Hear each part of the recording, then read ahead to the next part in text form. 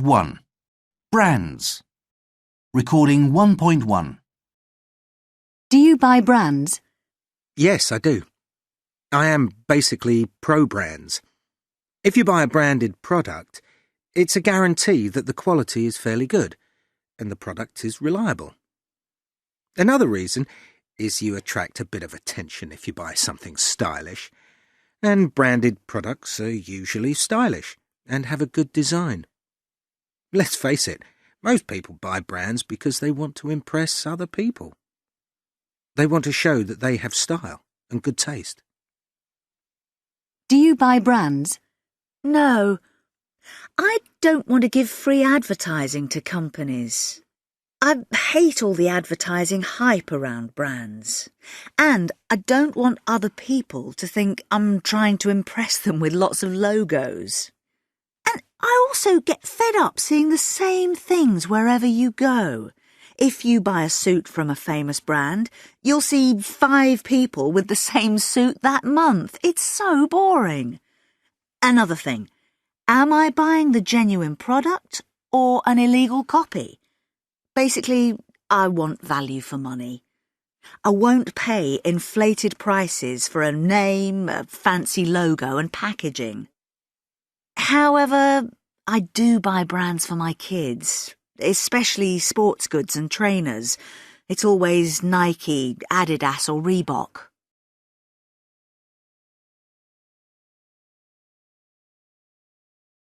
Recording 1.2. What are brands and why do we need them? Well, brands are all about trust. You know what a brand is about, what it means, what it's going to deliver, and you actually trust it to deliver time and time again. So in a world of endless choice, a brand can give you something to fix on. It's a kind of beacon in the darkness. So you know that Coca-Cola will taste exactly the same wherever you are in the world. You can argue that we don't need brands, that we'd all be better off in a world where nothing is branded and we all wear blue overalls and buy oats out of sacks and have no choice over who we bank with or what TV channels we watch. And I think one thing about brands is they add a lot of colour and enjoyment and fun, as well as giving you the power to choose things.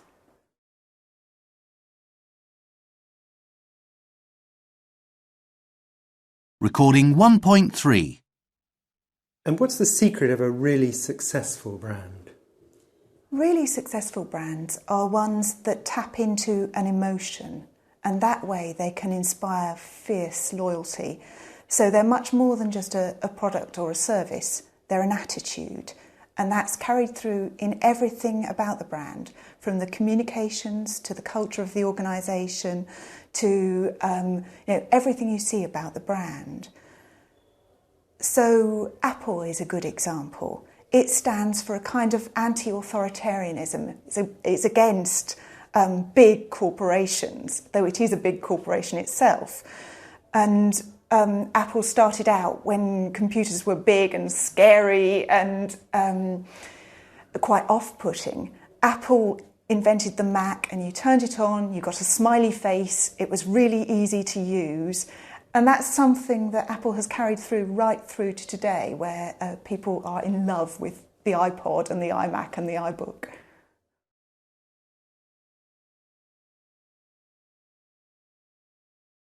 Recording 1.4. Can you give an example of how you've helped a company with its branding? Yes, the classic example we have is Orange, the mobile phone service. And Orange really changed the way people felt about mobile phones. When everyone else was talking about technology, Orange talked about lifestyle and communication. It was originally going to be called Microtel, and we worked with the parent company to get them away from all of that and create something entirely different, something that was about optimism. The future's bright, the future's orange is a line that everyone remembers. And it created a new world of communication. People became quite passionate about using Orange, and it was highly successful financially.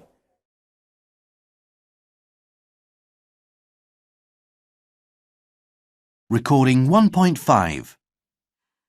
OK, we all agree we want to increase our revenue by licensing our Luc Fontaine product range. As you know, Susan Lee, one of our contacts in Hong Kong, is very interested.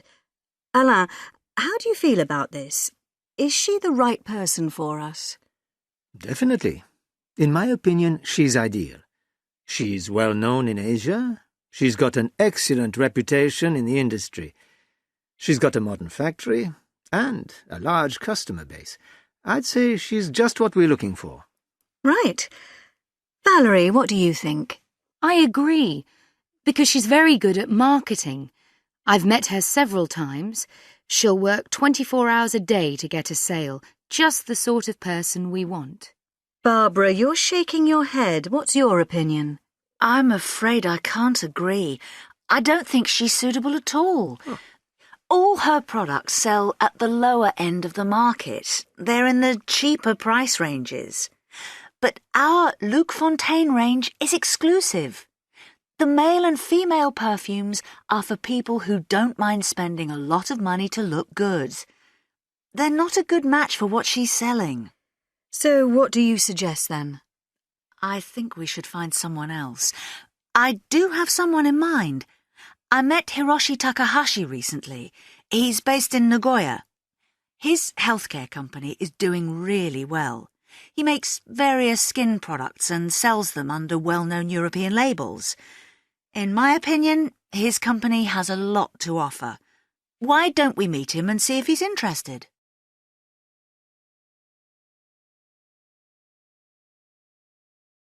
Recording 1.6. Pietro, can I have a word with you? I've just been talking to Gina Delassi, Majestic's new purchasing manager. They're going to cancel their contract with us. They won't change their mind. Why? What's the problem? That's 50% of our business. We can't afford to lose them. What reason did they give for cancelling? You know that Café Velvet has just launched a new advertising campaign? Well, Majestic's head chef is endorsing it. They're introducing Café Velvet in all their hotels. Café Velvet is also talking to the supermarkets, apparently. What can we do? Are you talking to other hotel chains? Any ideas on who we can get to endorse our product? We need to talk to these supermarkets about our new campaign. Yes, our department has already brainstormed a short list of possible celebrity names, and we've drawn up an action plan to target supermarkets. We aim to put these plans before the board next week. Good to see a sense of urgency. Don't forget to survey other hotel chains. We can't rely on one chain in the current situation.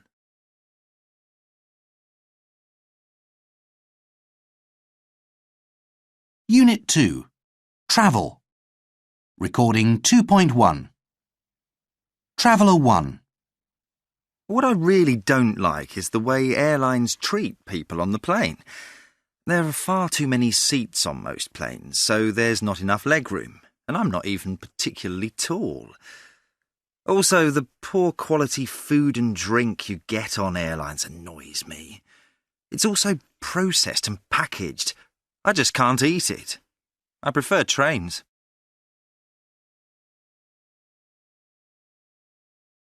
Traveller 2. I like flying, but I really don't enjoy being at airports. Things like long queues at check-in irritate me. Also, when I have a lot of luggage and there are no baggage trolleys available, it's really inconvenient. What I find even more frustrating is when I finally do find a trolley and then find the departures board is full of flight delays and cancellations.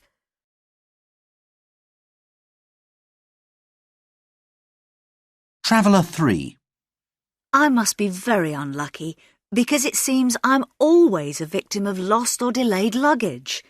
It usually turns up, but never with an apology. I don't like the attitude of the airlines. They seem to treat passengers like just another piece of luggage to be moved around the world. They seem to forget that we are people. For example, they overbook seats and just expect people to be able to take the next flight if their flight is full. What I really hate, though, is jet lag. It's a big problem for me, as I travel a lot to the Far East on business.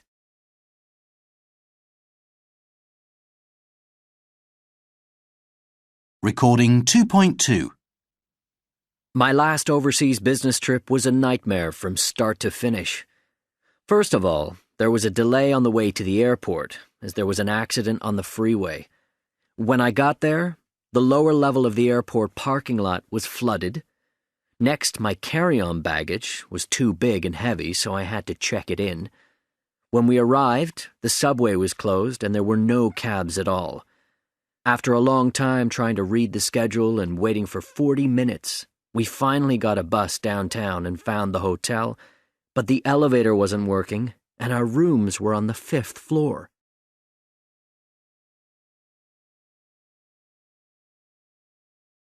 Recording 2.3. What are the main priorities for business travellers today? The first thing I'd say is the need for good organisation, for someone to organise everything for you. Air tickets, of course, transport to and from the airport, accommodation. It's really important to have that support.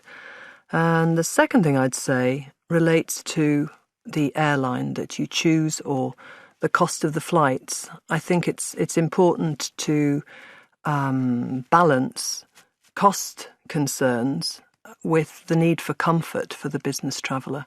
So on a short-haul flight into Europe, perhaps cost is the main factor, looking for a cheap ticket. Whereas travelling to a different continent, it's important to look more at the comfort factor, plenty of space and sleep, the ability to sleep on the flight. So cost comfort's important. And then thirdly, I think for the business traveller, it's a big advantage if you can be very patient because there are often delays. And also, it's important to be able to work in the airport. It is sort of an extension of your office when you're travelling a lot. So if you're in a business lounge, that's okay. But it's also important to be able to work in an economy class, general airport, I think. So it helps to be very patient. With new communications technology, do business people need to travel so much? Yes, I think they probably do. Particularly, I think it's particularly important to establish good face-to-face relations with colleagues or with customers.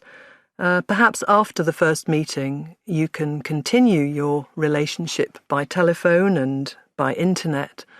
But I think, yes, from a PR perspective and contact with customers, I think business travel will continue to be as important as it is now.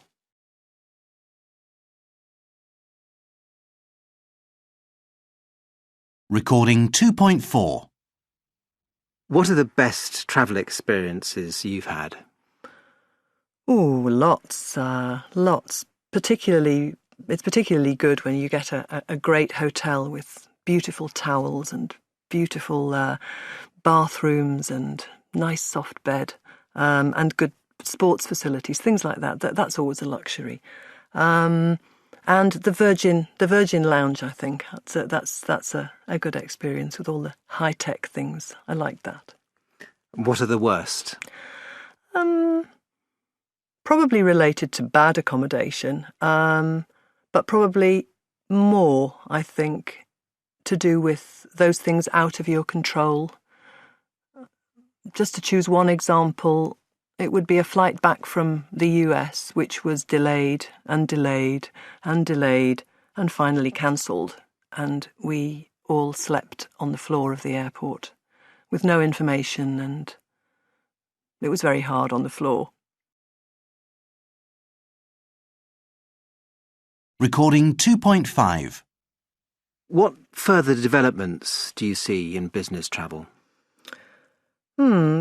Perhaps particularly in the area of accommodation. I think hotels will need to improve their standards in general. There are some very good hotels already, but I think more hotels will provide facilities for business people, perhaps some specific facilities for business women.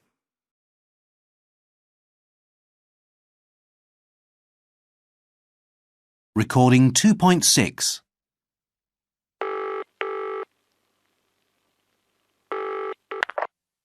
Good morning, CPT. How may I help you? It's Philippa Knight here. Could you put me through to extension 281, please? Certainly. Putting you through.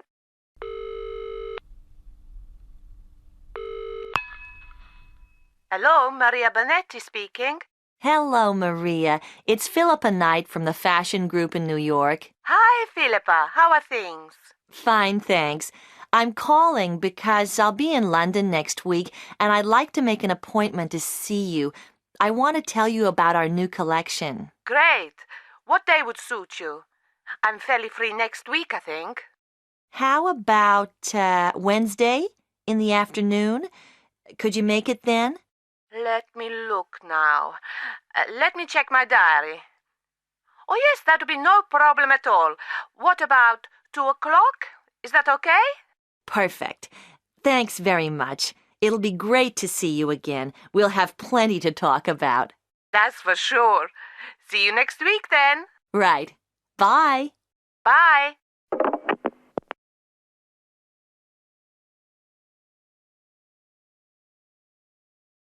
Recording 2.7.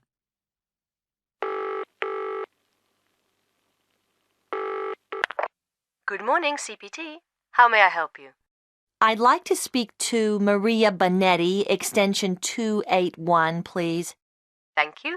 Who's calling, please? It's Philippa Knight from the Fashion Group. Thank you. I'm putting you through.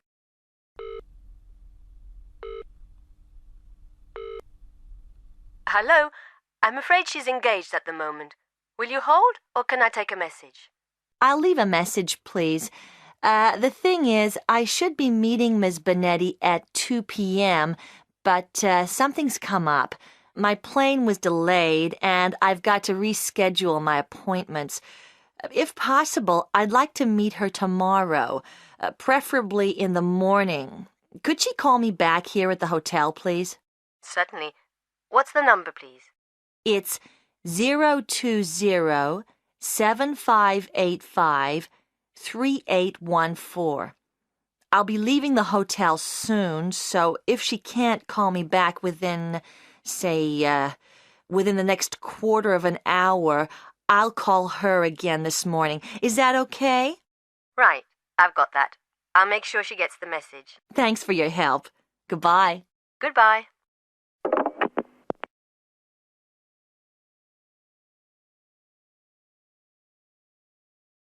Unit 3. Organisation. Recording 3.1. 1. Stock levels have been low for 2 weeks now. 2. Can you email these sales figures through to head office as soon as possible? 3. Hold on a minute, please. I'll transfer you to a supervisor. 4. We need to deliver this consignment on Friday. 5. The production line is operating at full capacity.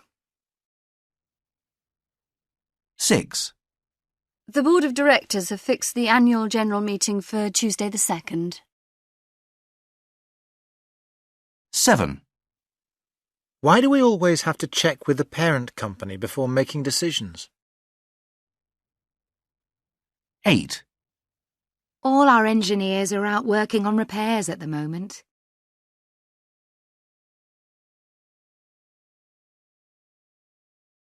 Recording 3.2. How does Cognosis analyse the character of a business? Understanding the character or personality of a business is important because it shapes and defines everything the organisation does and can do. So we use a combination of 4 approaches. First, we study the tone and style of the company's communications. Second, we interview the company's top executives in depth. Third, we conduct research more broadly across the company's staff and its customers. And finally, we'll analyse the company's internal documents It provides insight into how the business talks to itself. And when we've got that sort of input, we can classify a business as one of 16 distinct character types. And these handle aspects of change, innovation, and relating to customers in very different ways.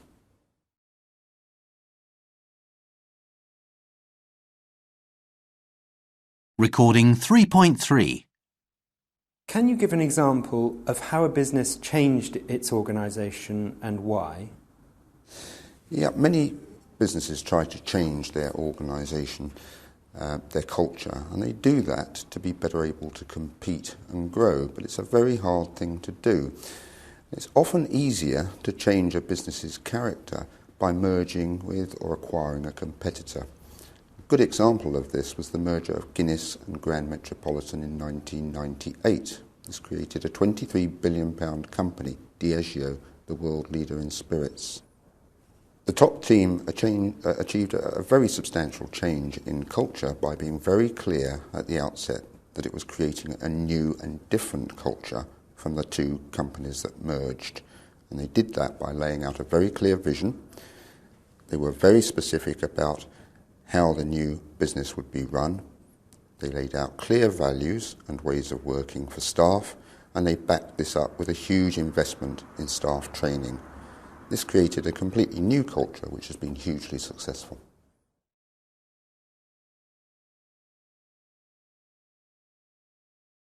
Recording 3.4. Are some types of business organisation always more successful than others? Well, our research suggests that there are 16 different types of organisational character or culture, and no single type is consistently associated with business success or market leadership. Having said that, we do find that particularly successful companies tend to be similar in three ways. First, they're future-oriented. They have a very clear sense of where they're headed. Second, they're customer-driven. They invest huge time and energy in understanding and responding to their markets. And third, they are values-driven. By that I mean that people inside the organisation are very clear about the values that should guide their decisions and behaviours, the principles by which the business is run.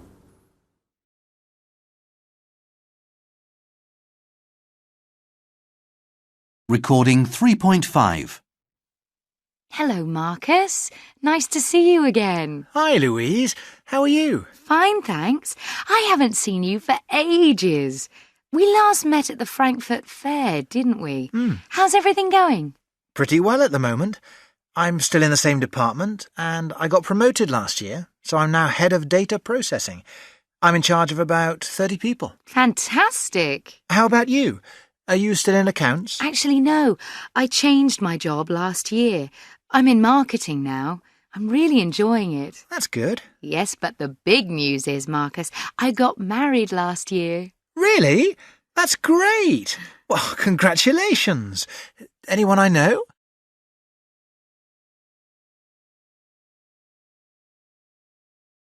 Recording 3.6. Hi, my name's Don Larson. Pleased to meet you. I'm Erika Koenig. Which part of the group do you work for? I've just joined MCB. We provide financial services. How about you? I work for AtSource Solutions. I don't know much about AtSource Solutions. What sort of projects do you work on? Well, we're basically an outsourcing business. We supply large companies with various services, including payroll, IT services, and human resources. Is AtSource Solutions a new company? No, we're well established. The company was founded in 1978. It's organised into 3 divisions. We have over 6,000 employees. We've got our headquarters in Frankfurt and offices in over 20 countries. We're pretty big.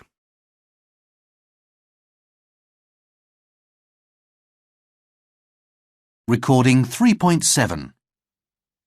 Heinz, I'd like you to meet Miriam. She's on a work placement here. She'll be with us for the next 3 months. Nice to meet you, Heinz. It's a pleasure. Miriam speaks fluent Italian. so she could be very useful when you're dealing with our Italian customers. Also, she's very keen on skiing, so you two should have something in common. Oh, that's interesting. Have a seat, Miriam. Would you like a drink?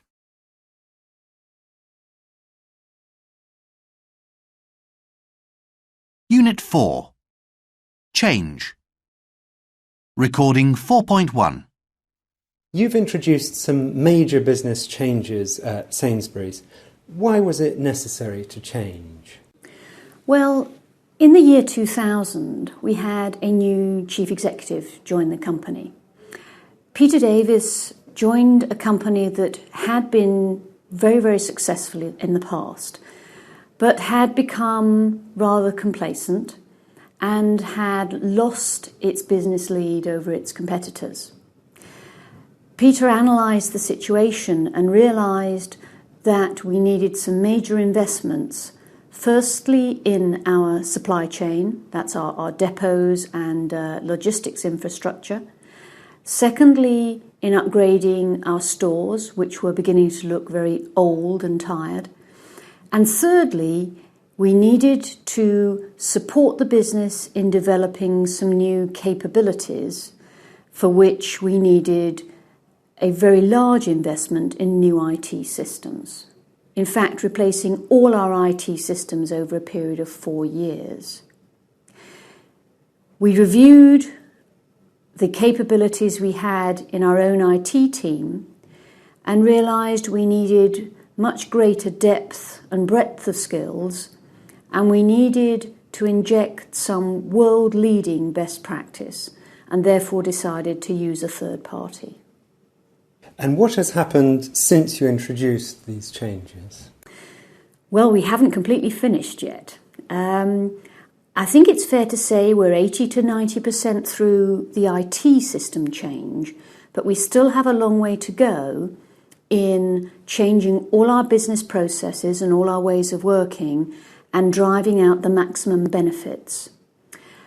We have already seen some major changes in attitudes as people see the barriers eliminated. In the past, the IT systems stopped people improving the way they did things. Now those barriers have been eliminated, and you find that many people feel released and able to embrace new ways of doing things. For some people, that's more difficult. But we have already delivered over £700 million in measurable benefits.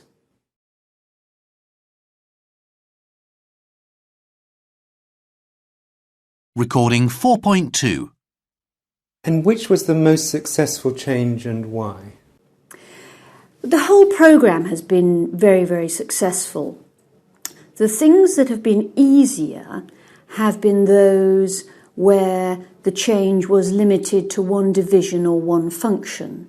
But the one initiative that I'm proudest of, probably, is the change in all our point of sale systems, and that's the tills at the front of the stores. We have about 500 stores, each of which have up to 50 sales tills. And we embarked on a programme to replace all those tills, their associated cabling, system software and infrastructure in a very short time period. And a lot of people said we couldn't do it. In fact, we changed those tills at a rate of 22 stores per week. And that involved replacing the hardware and the software and the technical environments for 14,000 sales tills. We had to retrain 100,000 people, and it involved the installation of 500 tons of equipment. That change happened very rapidly and for every store we made the change overnight, and we didn't have to delay the opening of any store on any day. That was a huge commitment and a huge achievement on the part of a very large number of people. And what advice would you give to businesses planning change? I think it would be to plan very carefully and especially if there's a lot of computer system change, to recognise that the computer system change is a tiny piece of what's required. That there are 3 pieces you need to focus on. One has to do with people, their attitudes, the culture, and how they're rewarded. Another has to do with the business processes, how they have to change. And the third leg is the computer systems. It's important to focus on all 3 and plan very carefully. And I've heard someone from computer company HP say that in their change program, they put 4 times the amount of effort into the new way of working than the old, because by their very nature, people and companies will revert to the old ways of working if you don't put a quite disproportionate amount of effort into doing things the new way.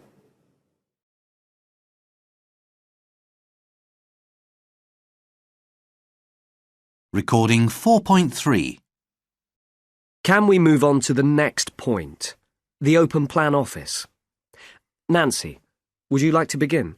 I like the idea. It's good for communication. People see each other at the office. It's good for team spirit too. There's more interaction between people, and people work harder when they're on display. I'm not sure I agree with you there.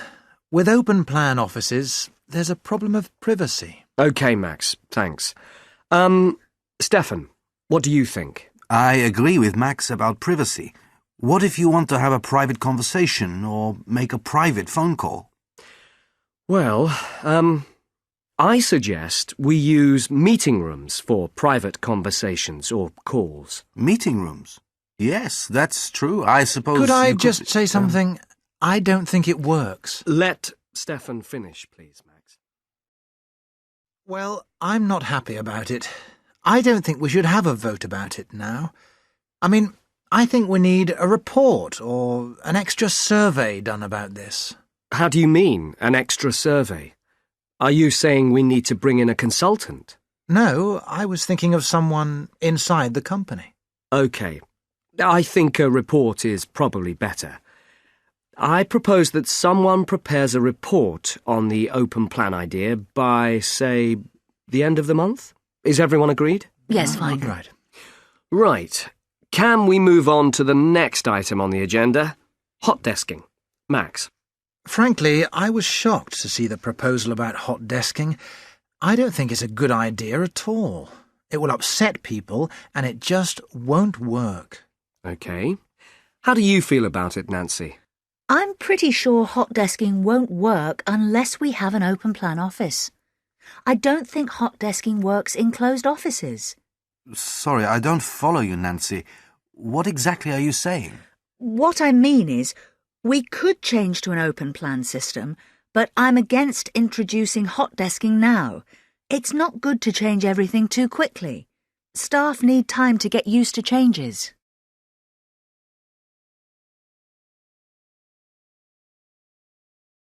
Recording 4.4. I imagine you'll be making some changes, Mr. Whitman, now that you're in charge at Metro. Yes, there will certainly be some changes. There always are when you acquire another company. Metro is a fine company. That's why we bought it. It has a skilled workforce and excellent products. We think we can help Metro to become more dynamic and efficient. We want it to compete successfully in European markets, where there are big opportunities for us. You say more efficient. Does that mean reorganization? Job losses? I believe that the staff at Metro are worried about this. It's too early to say, but there could be some staff cutbacks in the short term. We shall see. Our plan is to expand the company and create as many job opportunities as possible. What about the factories? Some people say you're thinking of relocating some of the factories and selling off some of the land you've acquired. I don't want to comment on that. Our aim is to build Metro and make it a strong company at the leading edge of technology. with an image for quality, reliability, and good service. I see. Thank you, Mr. Whitman. I wish you the best of luck in your new position.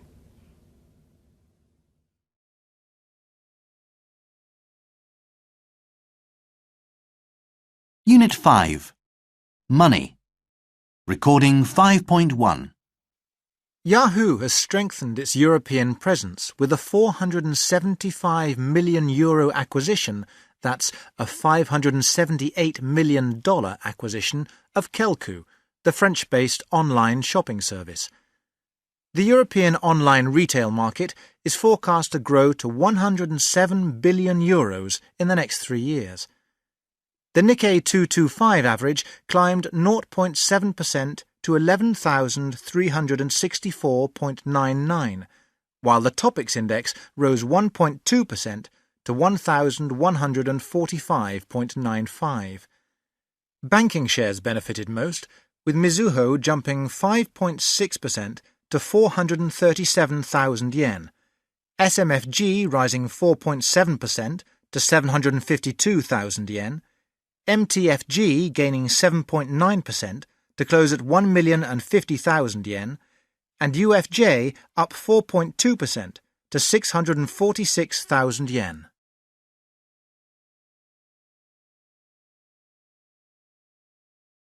Recording 5.2. What are the best ways for a new business to raise money? Well, I think there are 3 key areas to look at if you're an entrepreneur. The first area is bank debt. The second area is private investors, or in the UK, business angels is their colloquial term. And finally, there's venture capitalists.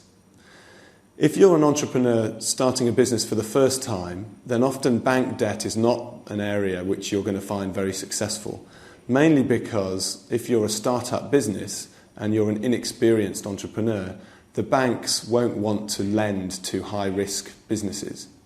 And if you don't have any trading history, then they are unlikely to provide you with bank debt or with an overdraft. That is, unless you want to provide a personal guarantee to the bank, perhaps putting your house at risk. The second area, if you're a startup business, is private investors or business angels. These are typically wealthy individuals that over their life have saved up a considerable amount of money which they want to invest in high-risk, high-return businesses.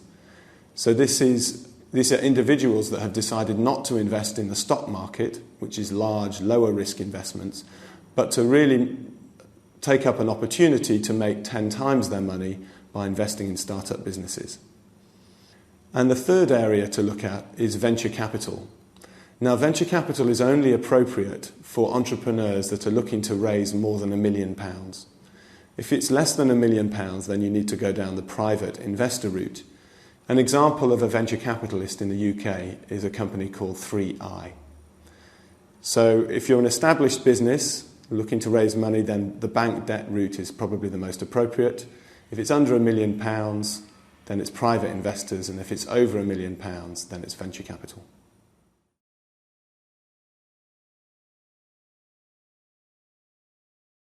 Recording 5.3. And how do venture capitalists select the best companies to invest in? There's no real hard and fast rule here, and it's certainly more of an art than a science. However, there are 3 areas that a venture capitalist will look at. A venture capitalist will look at the market, it will look at the industry, and they will look at the management team. Now, the market is an important area because as an investor, I want to invest in a business which is selling product into a fast-growing market, a large and fast-growing market. Because as an investor, if I invest £1 million, I want to make £5 million as my return. So that means I need to invest in a market that is growing very quickly.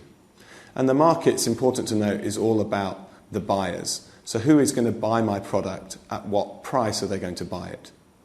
The second area is industry. And the industry is all about the sellers. So it's all about the competition. So if you're Renault, you're competing against Volkswagen, BMW, and Mercedes-Benz, for example. So as an entrepreneur starting a business, I need to make sure that I have a lot of competitive advantage. And in many cases, I deal with technology companies.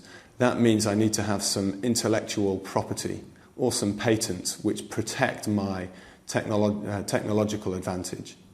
So the second area is industry. And the final area, which I think is the most important, is the area of the management team.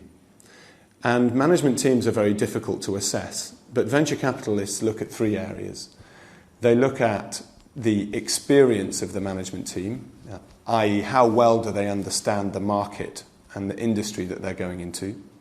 They look at the ability of the management team to execute on their business plan. So if they've said they're going to create a business with revenues of £10 million, as an investor, how much do I trust that view? And finally, which is a very subjective area, is does this individual manager have the personal commitment to deliver on this plan? Are they willing to work 24 hours a day to ensure that my £1 million turns into £5 million?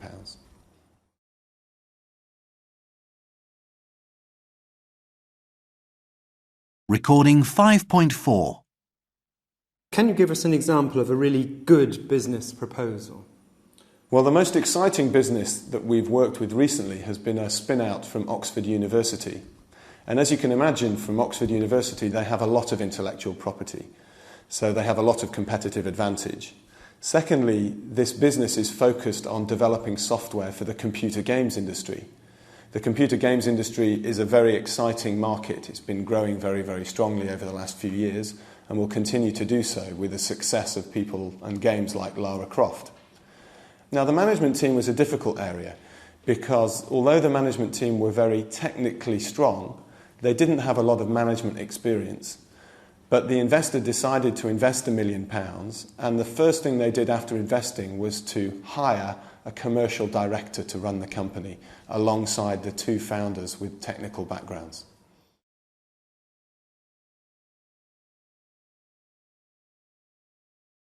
Recording 5.5. And have you ever missed investing in any big business opportunities? I think there is one company in particular that I now kick myself about. And this is a company in the market of internet advertising. And I missed out on this mainly because I didn't understand or I couldn't predict the market opportunity. As you know, the internet bubble collapsed very publicly in 2000 and 2001.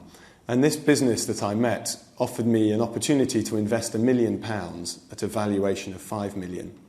But I decided to turn them down, even though the team was very good, mainly because I couldn't understand how anyone could make any money advertising on the internet. Now, over the last 2 or 3 years, although the media have written a lot of negative things about the internet, you and I and everybody around this table continues to spend time, more and more time on the internet. And so actually this business's business model started to look very exciting. And last year the business was sold to a US competitor for £160 million. So the numbers are very exciting. I was offered an opportunity to invest and take 20% of the business for £5 million, and it's now been sold 2 years later for £160 million. So I think if I'd have taken up that opportunity, I'd probably be on my yacht down in Monaco right now.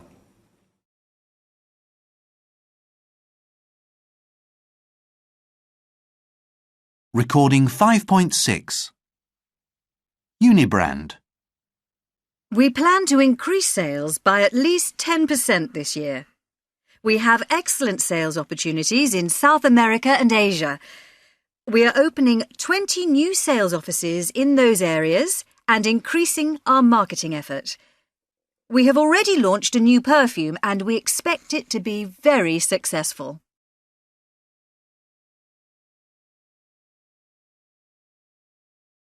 Technoprint.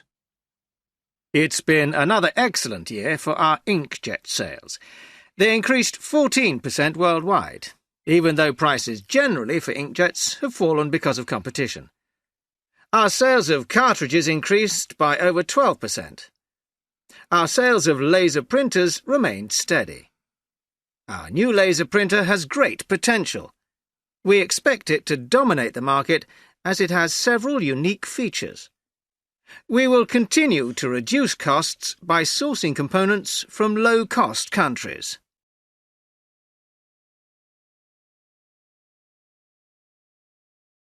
OLF. I'm delighted to report another outstanding performance. Visits to our website have increased to 82,000 daily. We now have over 400,000 regular users. We're launching a multimedia advertising campaign to promote our new ranges of jewellery and travel accessories. We expect to increase our sales target by at least 50% and become the leading online designer clothing company.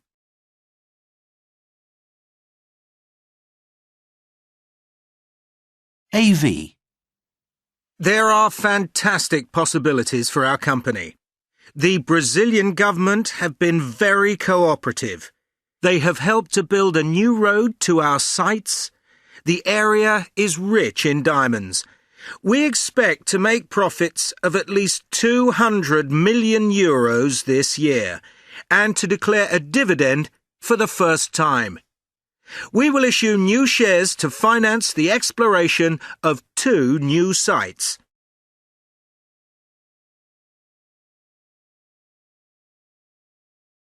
Unit 6. Advertising. Recording 6.1. What are the key elements of a really good advertising campaign? The most important thing nowadays is to be able to gain the consumer's attention. It is much more difficult than it has been in the past to get a share of their attention because there's so much competition out there. So campaigns have to cut through all the competition, the competitive clutter, and they have to be able to involve their target audience. You have to have a very clear point of view. You have to be very single-minded in what you need to say. And I think certainly in the UK, you have to be able to be entertaining and involving in getting your point across. That is generally the key to a good advertising campaign. The other thing about a campaign is it demands consistency.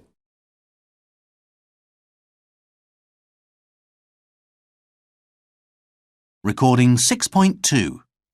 Can you talk us through the typical planning and launch stages of a campaign? Well, it starts way before you would ever see anything on television or hear it on the radio. The early stages are in discussion with your clients where you're talking to them about the business objectives for their company and their brands. And in that process, you would develop a marketing strategy.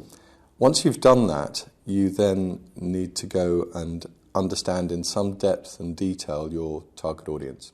So typically you would go through a research stage where you would observe them, get to know them through qualitative research, and understand what motivates them, how they think and feel about the communications.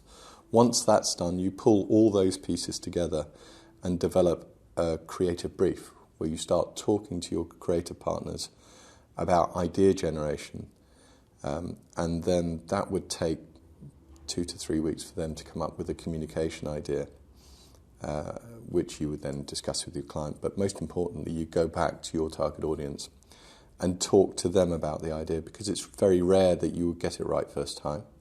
You then go and make the communication campaign. A thing that's particularly important is that once you have your campaign in the market is that you use further research to track how it's working in a real sense, to get some feedback for the next stage of development. So that would be a typical process. To be honest, each campaign is different, and sometimes you can shortcut those. Sometimes you have to do more.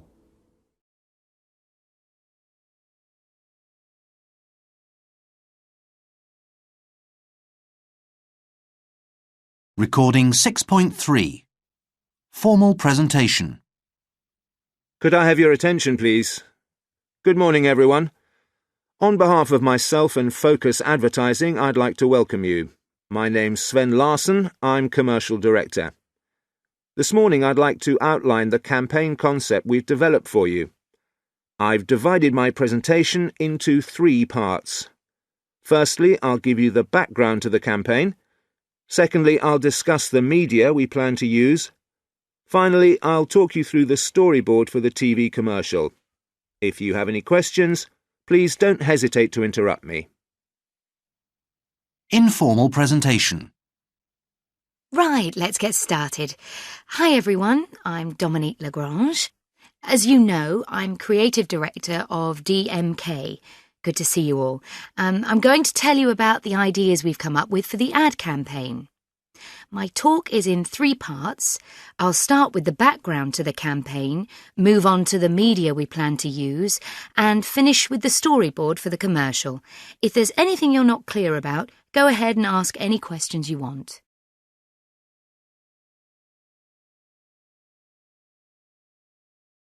Recording 6.4.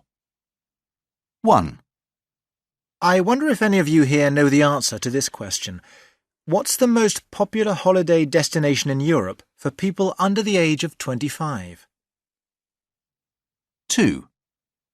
When I was on holiday a few years ago in Greece, I remember talking to the owner of a taverna. He said to me that in 20 years' time, the little island where he lived would be a popular tourist resort. 3. Let me start by giving you a statistic. 92% of all Americans do not possess a passport. Think about that and consider the opportunity it presents to the travel industry. 4. We're facing a crisis with our market share. What are we going to do about it? 5. Someone once said that travel broadens the mind. What I hope to do in this presentation is to demonstrate how to convince the next generation of travellers that this is still true.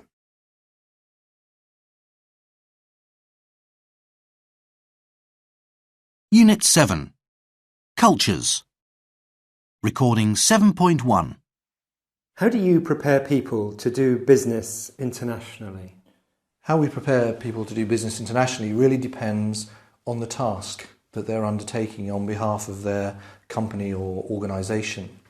For example, if you're being sent by your company to live and work overseas for a period, say, of 2 or 3 years as an assignee, then we would provide you either with a 1 or 2 day programme covering such issues as cultural awareness, practical issues of living in, working in, as well as how to deal with culture shock, which everybody goes through when they go on assignment. We'll also deal with particular issues such as schooling, healthcare, and in particular parts of the world, increasingly with security. However, if, as is the case now, many more people are not actually going to live overseas but have international responsibility, you need a different set of learning tools.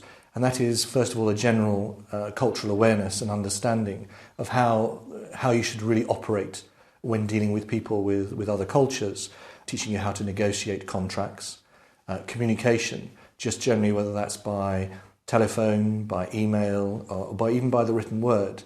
The words that you choose have a very different effect on the recipient depending on which culture you're conversing with. Another important area these days is presentation skills. In the past, it's been assumed that you use the same presentation from your home country when presenting to a multicultural audience. That's very much not the case. And we teach people even down to the kind of words you use on the slides, the colours you use, and indeed how to deal with questions and answers and manage your audience. Because, of course, in different cultures, there's a different response. Finally, it's very important, we believe here at Farnham Castle, to underpin all this with some ability to communicate in the host language.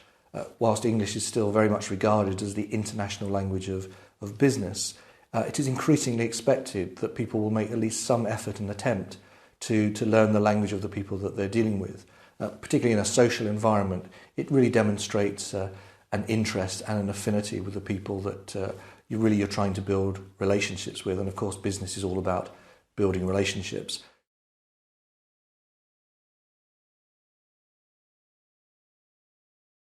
Recording 7.2. And are there certain skills and techniques for doing business internationally which could be applied in any culture? I think rather than skills and techniques, there are some very strong personality traits that those people who tend to be more successful in an international business environment tend to demonstrate. For example, flexibility and adaptability would be a particularly strong requirement. The ability to observe, participate in something, and adapt your own set of skills and knowledge and your own way of doing things to actually listen more carefully would be another strong trait that you really ought to demonstrate. Adaptability, listening, and I think really to take an approach with a very positive attitude. I think anybody who approaches cultural issues with a very negative attitude will get a very negative response from the people they're trying to do business with.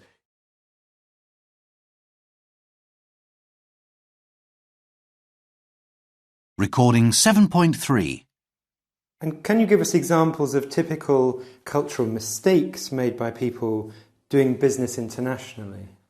There are lots of quoted examples, and I think they're really to do with attitudes, particular facets of cultures. For example, time would be a very important cultural aspect that you really do have to learn. If you're from a Western culture, then how you do approach time and how you do business, for example, in a country like Saudi Arabia, would be very important. Other examples are really attitudes to hierarchy. For example, there are many US corporations who have very young, high-flying business, very successful business executives. For example, if you send one of those individuals to meet and do business with a senior Asian business person, again, Japan comes to mind, then they'll be met with a very distinctly negative response. And what indeed will happen is that the senior Asia business person will see this very much as an insult, probably either leave the meeting or refuse to attend the meeting, and will actually send somebody who they think is of equal status and age to negotiate with that individual. And because that lower individual, more junior individual, doesn't have the authority, then you're very unlikely to achieve anything out of that meeting.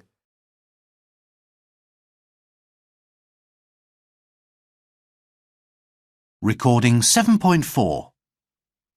1. I was thrown in at the deep end when my company sent me to run the German office. I was only given 2 days' notice to prepare. 2. We don't see eye to eye about relocating the factory. The finance director wants to move production to the Far East, but I want it to remain in Spain. 3. I got into hot water with my boss for wearing casual clothes to the meeting with our Milanese customers. 4. Small talk is one way to break the ice when meeting someone for the first time. 5. I really put my foot in it when I met our Japanese partner. Because I was nervous, I said, "Who are you?"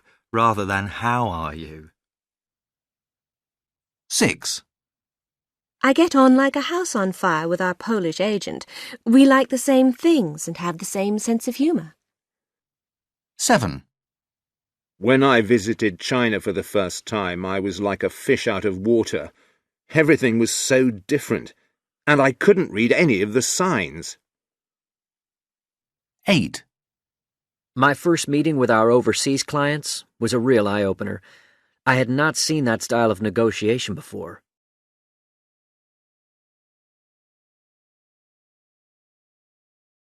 Recording 7.5. So, where did you go for your summer holiday? Italy.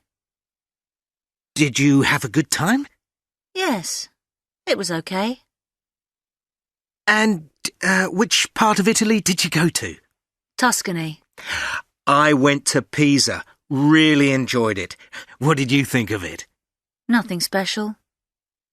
Oh, right. So, how's it going at work? We're really busy. That's really good, isn't it? I don't know about that.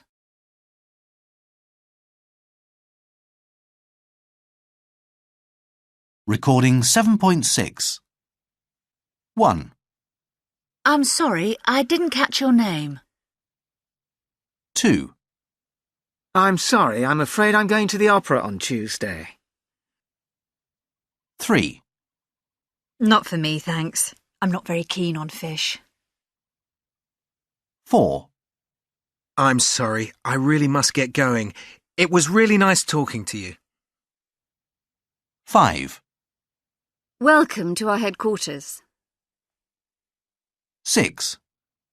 Michael, can I introduce you to John Perry? John's over from the States.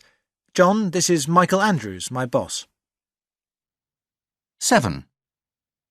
Let me get this. 8. Here's to our future success. 9. I'm very sorry to hear about what happened. 10. I'm sorry I'm late. The traffic was terrible.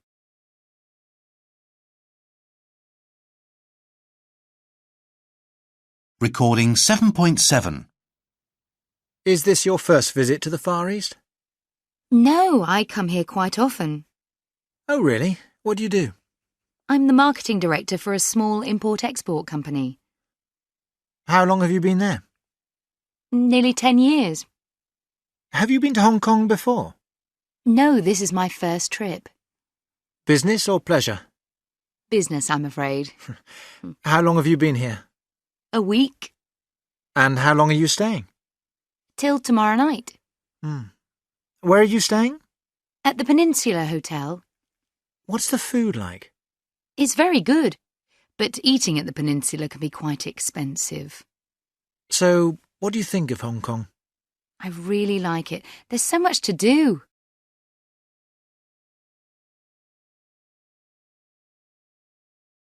Recording 7.8. I'll talk first about building relationships with the Chinese, then move on to suitable conversation topics. After that, I'll comment on gift giving, and finally, mention a couple of points to think about when dealing with Chinese visitors. It's important to remember that business relationships with the Chinese are built on personal trust and respect. Everything you do during visits must show that you consider your visitors to be important people. Developing a personal relationship and having a good social program will often be more important than a business meeting. Remember that status is important. The most senior person may not speak English as well as other more junior members of the group. However, you should pay careful attention to everything that person says. Make an effort to learn and use a few words in Chinese. Your visitors will appreciate this. If there's someone in your company who speaks Chinese, it may be better to use that person instead of a professional interpreter. It will be cheaper, and the Chinese may trust a company member of staff more quickly. Be careful about topics for discussion at social events. Don't embarrass visitors by introducing difficult topics. They will be eager to learn about life in your country and about its culture. Now, a word about gifts. Chinese people will often refuse a gift a number of times before finally accepting. Don't offer anything that's too expensive. Give similar gifts to people who are at the same level of importance. Wrap your gifts in red paper, which is considered a lucky colour. Chinese people will appreciate any famous brand of the country they're visiting. Punctuality is very important. They expect people to arrive on time for a meeting. To arrive late shows a lack of respect. Sincerity is highly valued by the Chinese.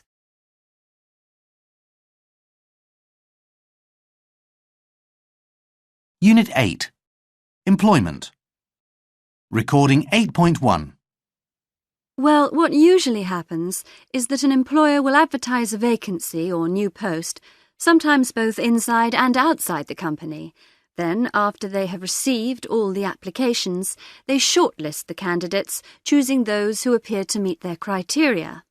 Next, they will assemble an interview panel and call the candidates to an interview. Some employers choose to check references at this stage to avoid delays later, while others wait until after the interview when they have chosen one of the candidates. Provided the panel are happy, the employer will make a job offer, and the successful candidate starts work. Often they attend induction sessions or are given a mentor who helps to train new staff.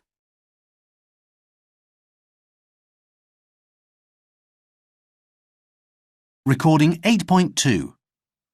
How do you identify and attract the best candidates for a particular job? Well, the most important thing for us at the beginning is to have clear and full briefing from our clients. So we spend a great deal of time talking to a range of people in the client organisation. And then, according to the sort of job that we are seeking to fill, we will use 3 different sorts of method for identifying candidates. One, the most obvious one, is advertisement in appropriate newspapers or journals. The second is by asking for nominations from within our client organisation of appropriate candidates. And the third, and most labour-intensive for us, is our own original research. And that will be derived from our database, from talking to authoritative sources in the relevant marketplace, and then from beginning to map the business sector in which we think we are most likely to find good candidates. All 3 of those different methods of identifying candidates will cross-reference, and ideally we'd like to find candidates who are sourced from each of the 3 areas. And sometimes, when we're very fortunate, we will find an individual who comes referred from each of the 3 approaches. In respect of our own research, it's always very valuable for us to be able to speak at the beginning of a search to experts in a given sector, perhaps people from the media, commentators, sometimes academics who have wide networks of their own that are independent from any single client organisation, but span a broad cross-section of companies and organisations. And on those occasions, frequently those people will have access to, may have met, rising stars in a given sector, and can offer us an autonomous and independent view of the skills and abilities of some of those people. And furthermore, they may frequently have ideas on the interests and likely level of availability of people, so that when we make an approach to someone we haven't spoken to before, we do it in an informed way.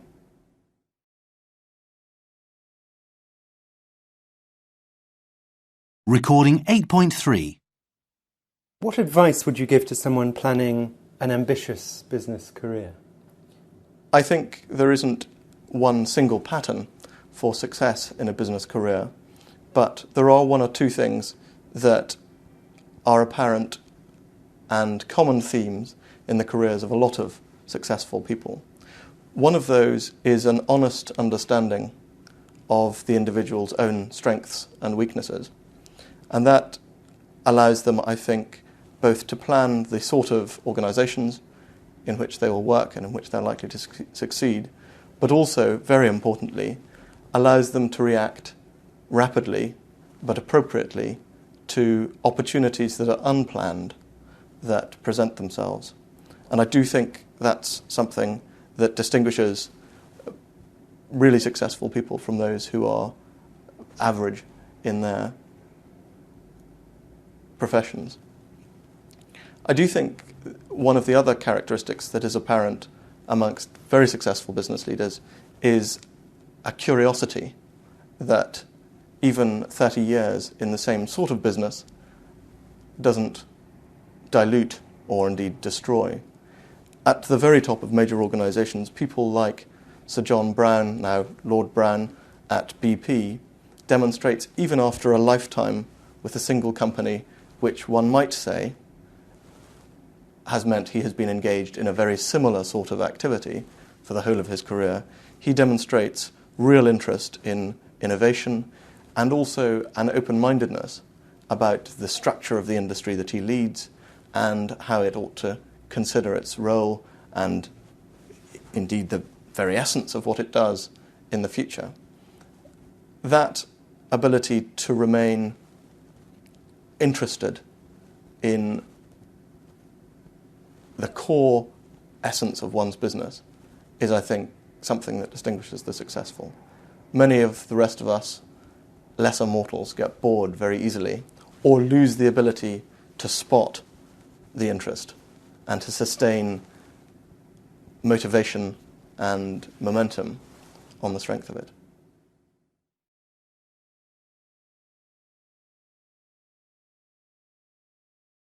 Recording 8.4. Good. Everyone's here now. There's coffee if you want it. Right, can we start, please? As you all know, Roberto's been working as assistant to Carla Nunez for 6 months now. He's just finished his probationary period. How do you feel about offering him a full-time contract? I'm not sure we should do it, really. It says in this report that he's been late to work a few times, and he can be rather... I don't think that's too important. Could you let him finish, please? Oh, sorry. Another thing about Roberto I'm not happy about. He leaves exactly on time every day. Also, he doesn't have lunch with us very often. You know, he goes off on his own. I'm not sure that's relevant. Maybe. I think we should move on now if we're going to finish by 11 o'clock. Well, what about Roberto's actual work? In my opinion, it's fine. He's contributed to several of the innovation projects. Well, I think we should discuss this a bit more. What exactly do you mean by contributed to the innovation projects? By providing administrative support to the management team, sometimes beyond the call of duty. For example, he stayed behind one evening and typed up all of the results from the feedback seminars. I could go on. This shows he's motivated to go further in the company. Well, thanks very much, Maria. You've made your views very clear. OK, let's go over what we agreed. Roberto will have a further probationary period of 3 months. After that...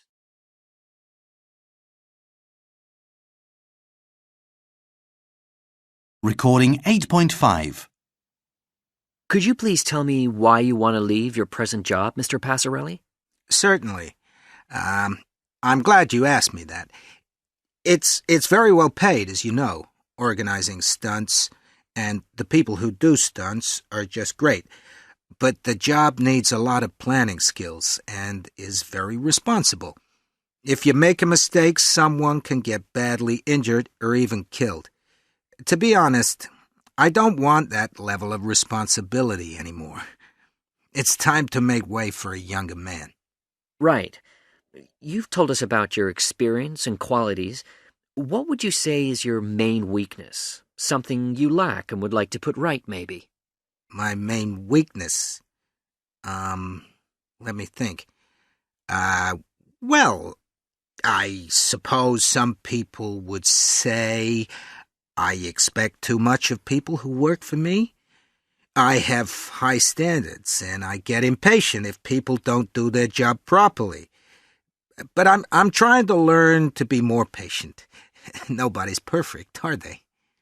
Finally, could you summarize why we should offer you this job? I think I can offer you a lot. I've got energy. Even though I'm 52, I'm in excellent shape physically. I'm a brilliant planner, and I've got lots of ideas for improving your profits. I've spent a month studying your organization and visiting your clubs. I know what to do to get you back on your feet.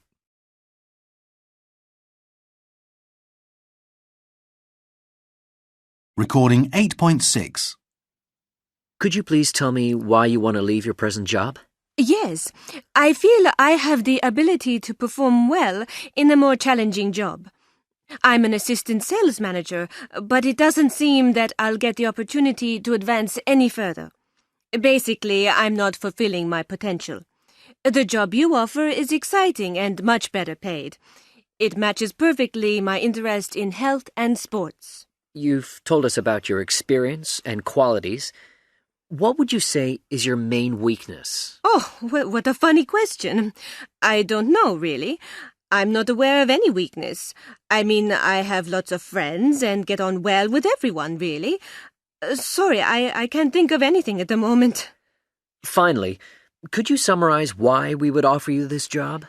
I think my training as a dietitian could benefit Slim Jims a lot. I could advise your members on their diet and help them to have a healthier lifestyle.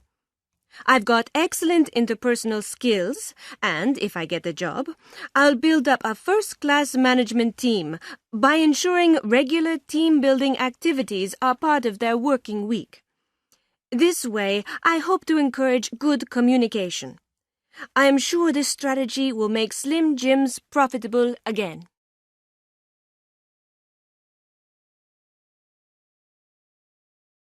Recording 8.7. Could you please tell us why you want to leave your present job, Mr. Chen? Right. I suppose, basically, I need a new motivation. I've achieved everything I can in my present job. The work's no longer challenging. I'm not stimulated anymore. I'm a member of Slim Jims. I've been going to your club for several years. I really like the one in my area, but I feel it could be better managed. So, I like the idea of working for you. It's a very attractive job. Okay, you've told us about your experience and qualities. What would you say is your main weakness? That's a difficult question. I probably have many weaknesses. I try to be polite and helpful at all times, but maybe sometimes I should be more forceful, more assertive when I give my opinions. I try to be pleasant with everyone. I don't like having arguments with people, even if I'm right. Maybe this is my weakness. I don't know. Finally, could you summarize why we should offer you this job? I'd say I have a good combination of business and sports experience. That'd be useful for Slim Jims. And my knowledge of Chinese culture and the language would be a big advantage. There are a lot of Chinese people in the city who would join the clubs if I were in charge. I think people like me and respect me. I am a very fair and honest person.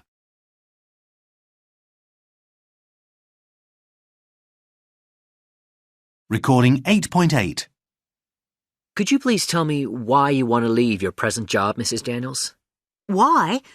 Well, quite frankly, I'm tired of all the travelling. It's such a stressful job. The money's pretty good, but I need to spend more time at home, more time with my family. I think it's important to get the balance right between work and your personal life. I'm not sure I've got that right at the moment. So I think it's time to change my job. Okay, you've told us about your experience and qualities. What would you say is your main weakness? Oh dear, I've got so many. I am very competitive, I know. Too competitive. If I don't get what I want, I can get a little upset.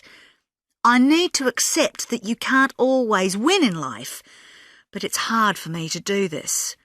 I think that's definitely my main weakness. Finally, could you summarize why we should offer you this job? That's easy. I'm a people person. I'm a really good communicator. I love all sports. When I do a job, I give 110%. I'm a winner, and that's what you need now to turn Slim Jims around. I can promise you, I do a really good job. CD 2. Unit 9. Trade. Recording 9.1. Perhaps you could summarise for our listeners the points you've made so far, Ian. You started by telling us what free trade is. Right. I defined it as a situation in which goods come into and out of a country without any controls or taxes.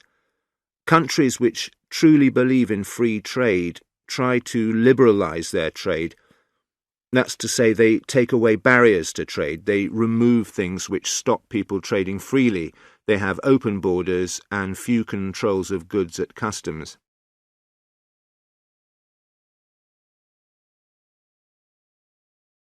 Recording 9.2. OK, then you gave several examples of barriers to trade. Yes, I said there are two main barriers, tariffs and subsidies. Tariffs are taxes on imported goods so that the imports cannot compete so well against domestic products. Subsidies are money paid to domestic producers so that they can sell their goods more cheaply than foreign competitors. Tariffs and subsidies are barriers to trade because when people are given a choice, generally they will buy the cheapest product. You mentioned other barriers, less important ones perhaps. I talked about quotas, which limit the quantity of a product which can be imported, and I discussed other restrictions on trade such as expensive licenses for importers which add greatly to costs, and regulations relating to documents which a company must have to export its goods to certain countries. The documents can be very complicated and difficult to complete, so they slow down trading.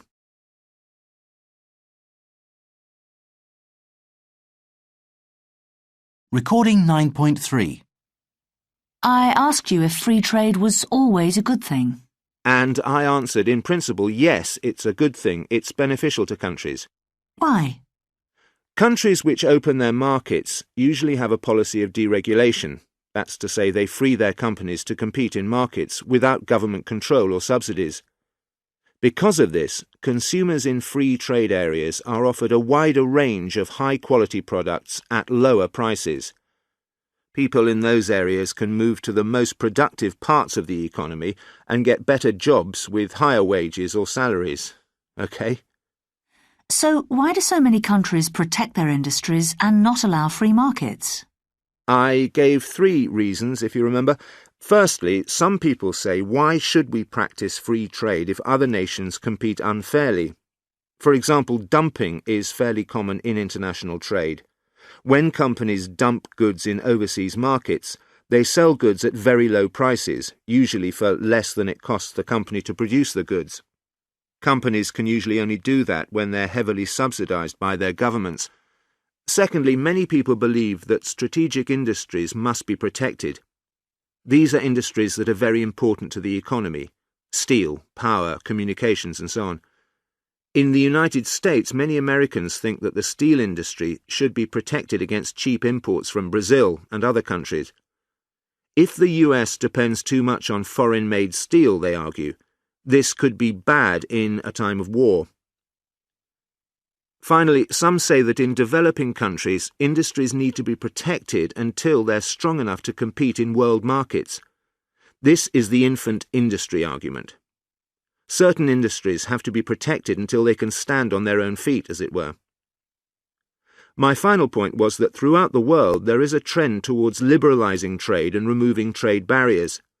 The most successful economies tend to have open markets, and most of their industries have been deregulated.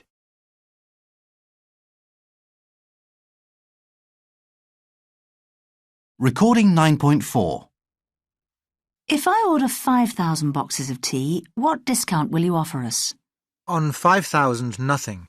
But if you buy 10,000 boxes, then we'll offer you 10%. OK, I'll think about that. And tell me, if we placed a very large order, say 15,000 boxes, would you be able to dispatch immediately? We can normally guarantee to dispatch a large order within 2 weeks.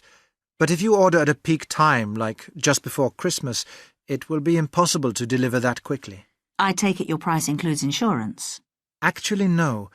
Usually you'd be responsible for that. But if the order were really large, that would be negotiable, I'm sure. What about payment? To be honest, we'd prefer cash on delivery, as this is our first contact with you. If you were a regular customer, we would offer you 30 days credit, maybe even a little more.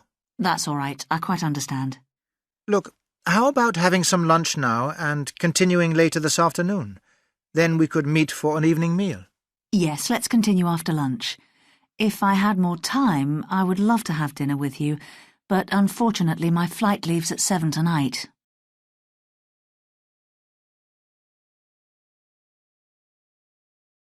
Recording 9.5. When you go into a negotiation, do you always expect to win? I guess the honest answer to that is I always have a clear expectation of what I expect to achieve, and I guess I would like to always win. Let me illustrate that for you. Something that was sort of shared with me very early in my career was the mnemonic LIM, and that's like, intend, must. What would I like to do? What would I intend to do? And what must I do? And this is probably well illustrated by a recent contract that we negotiated in the UK with a major leisure company. And I guess our like was we would like to win the business there and then in the negotiation on that day. I guess our intend was that we must leave that group thinking we are a very professional and competent outfit who can best meet their needs. And I guess our must was we must have done enough to keep the dialogue open and ensure that our competitor didn't win the business on that day. So the short answer is you don't always win. I always want to win, but I don't always expect to win, but I certainly expect to deliver the objective that we went in to achieve.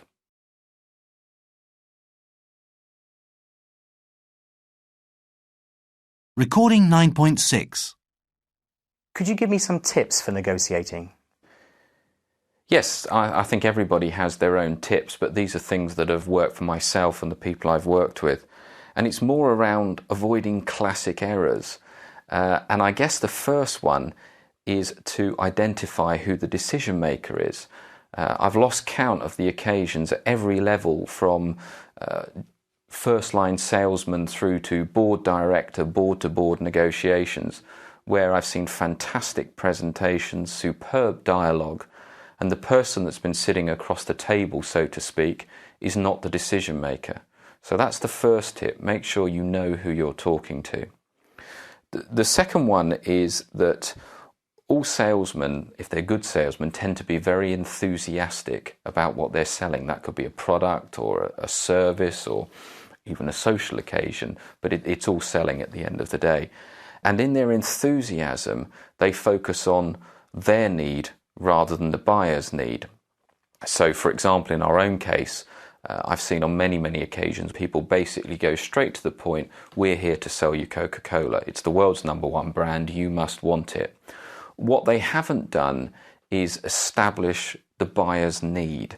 So, for example, the buyer's need may be in a grocery store that they want to supply the world's #1 brand to encourage consumers to come in and purchase their range of products. The manager of a ball bearing factory might want a vending machine because if he supplies a free or discounted refreshment service, it keeps his union employees happy. So the important thing is to understand the buyer's need. Now, it's not impossible to sell without establishing that need, but it tends to mean you'll never have a long-term relationship. So, for example, again, the workplace example, I could come in, bang, sell you a Coca-Cola vending machine, pay you maybe a small royalty. Because I never established your need, if another soft drink supplier walks through the door and just offers you more money, you will probably switch.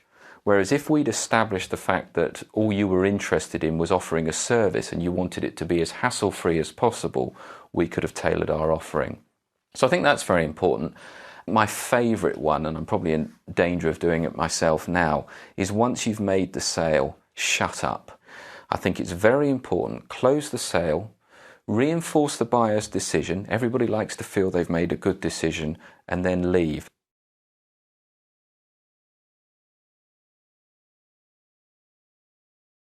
Recording 9.7. Extract 1. OK, what do we want to get out of this meeting with Eastern Fabrics? I think our main aim should be to get a better deal on prices. I've been checking up on Eastern Fabrics. They've just built a new factory in China. They need to keep it working to full capacity. They'll be keen to get our business, so they'll lower their prices if we play our cards right. Right. Let's try to get 10% off their list prices. Agreed.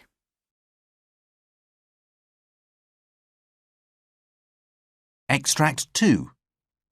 Can you tell us a little about your customers' needs and their buying habits?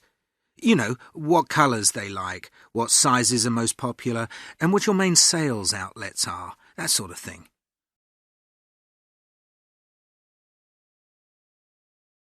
Extract 3. If you give us a discount on our first order, say 10%, we can accept the end of May as a delivery date. We'd like to have the goods earlier, but we understand this would be difficult for you. A 10% discount? That's more than we usually offer new customers. But it might be possible, especially if we can deliver some of the shirts early in June. Well, July and August are our peak selling months, so that would probably be okay.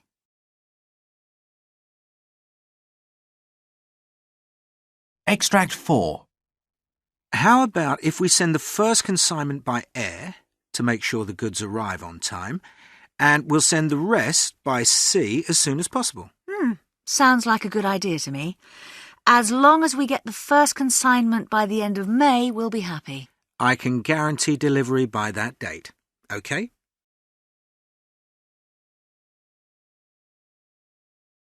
Extract 5. Normally we supply 3 colours only, black, blue and red, but with a variety of designs, of course. If you wanted the T-shirt in other colours... What? You mean if we ordered other colours, the shirts would be more expensive? Exactly. We'd have to charge a little more.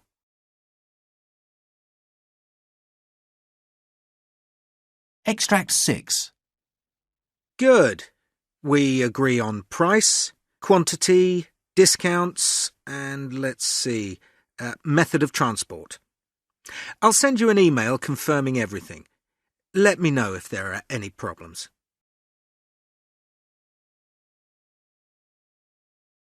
Extract 7. OK. I think we've covered everything. If there are any other points, I'll email you. Great. That was a very good meeting. We covered a lot of ground. What time shall I meet you for dinner tonight?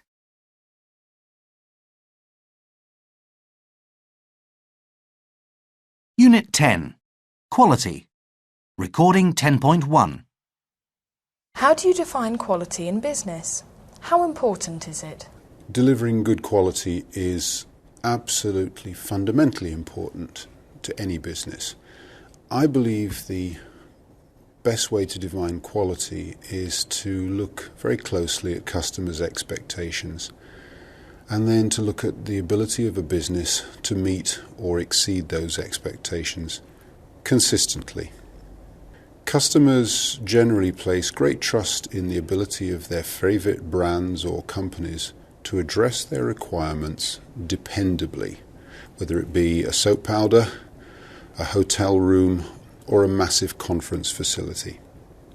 Our job in our business is to make sure that our customers' requirements are very clearly understood and to ensure that at every stage in the guest journey through our hotels, we're able to address our guests' needs smoothly, easily, and efficiently.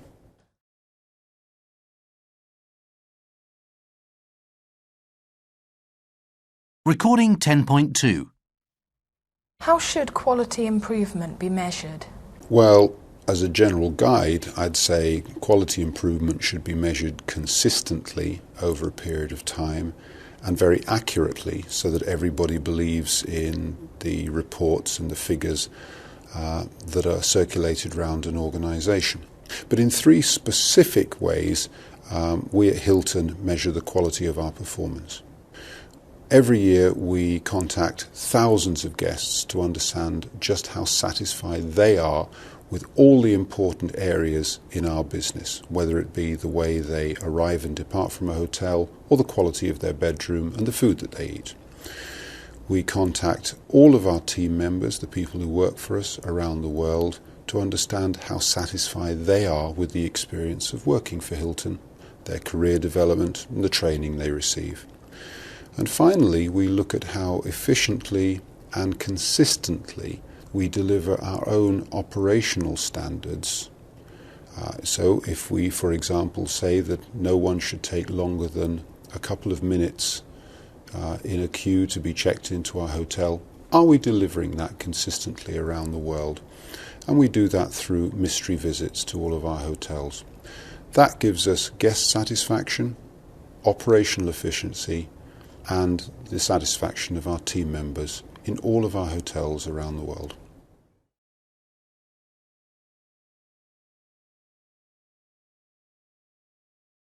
Recording 10.3.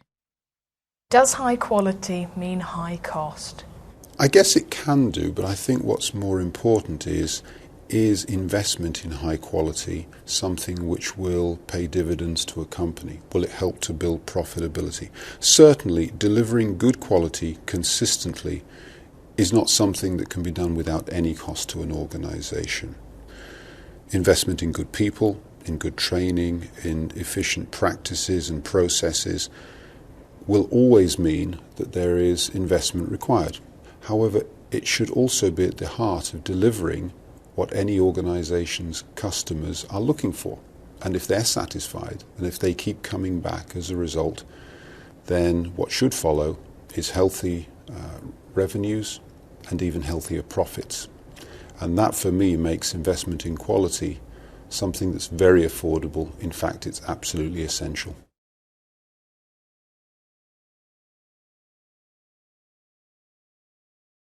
Recording 10.4.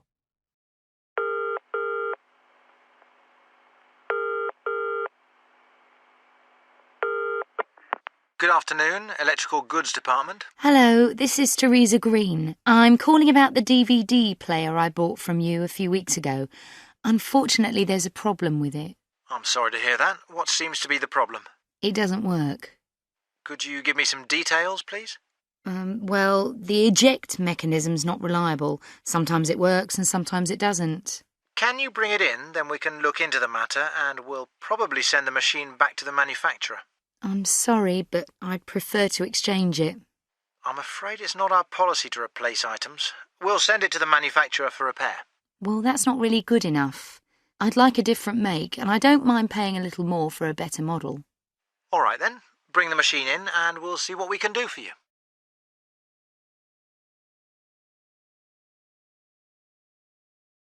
Recording 10.5. 1. The worst time is 7 to 11 in the morning. There are always big queues at the check-in desk, and it's very disorganised. I also missed a flight because of the long line at passport control. There are always huge queues there. 2. It's just like the airports back home for us smokers. I had to go right outside the terminal to have a cigarette before my flight. And I wasn't the only person there, I can tell you. I hoped you British would be a bit more understanding about smoking. We're not criminals, are we? 3. There's a huge duty-free shop. That's good. But the staff are too keen to get you to spend your money. They follow you round the shop offering special promotions. They really hassle you. The other services are poor. They need more dispensers for candy bars, beverages, magazines, and so on in the waiting areas. Such things are useful when your flight is delayed. 4. It's difficult to get information about flights. The public announcements are either non-existent or so quiet you can't hear them above people talking. The TV screens could provide updates on a regular basis, but the information is very vague. A few weeks ago, my flight was delayed 4 hours. Engine trouble. No one told us anything. There should be more airport staff to deal with emergencies. 5. You need to provide guards or officials to watch passengers and their belongings. I put my briefcase down when I was getting money out of a cash machine. It was gone in a flash. Never saw who took it. I had my laptop in it, and I wasn't insured. I talked to another passenger. He'd had small things stolen from his luggage on 3 occasions. 6. I find the worst service is at the point where I pick up my suitcase as it comes off the plane. There's this huge room, but it only has 2 conveyor belts, and they break down all the time. You often wait about 20 minutes for the first bags to appear. So now I expect to wait at least 30 minutes before I pass through customs. Oh, and another thing. You need more trolleys, all over the airport, not just at the point where you pick up your luggage. 7. The facilities for disabled people like me could be better. I had to pay £18 to use a wheelchair to get to the plane. I think it's outrageous. I don't know whose responsibility it is. 8. Well, my complaint is that there's nowhere to park. I travel everywhere by car. Your car park is much too small. The other day I spent 40 minutes driving around until I found a space. It was only my good luck that someone was leaving. This is the 21st century, isn't it? You'd think airports of all places would be prepared for the increased traffic.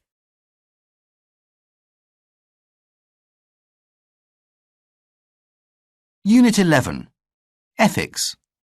Recording 11.1. What is the bank's ethical policy? Our ethical policy is a clear set of promises to our customers about how we will and won't invest their money. It's important, though, to understand that the promises we make are based on the views of the customers. Firstly, it's worth explaining the development of the policy, which was introduced in 1992 after consultation with our customers. We now consult them regularly to ensure that the investment guidelines we follow continue to reflect their views. We implement the policy by publishing the types of business activities that are of such concern to our customers. They don't want the bank to provide banking services to these types of business. For example, we will not invest in a business involved in the manufacture or transfer of armaments to oppressive regimes. The policy also contains a number of positive statements that commit the bank to do business with customers involved in social or environmentally beneficial activities, such as renewable energy and energy efficiency. To show customers we are keeping our promises, our selection procedure is independently audited. The results are published in our annual report.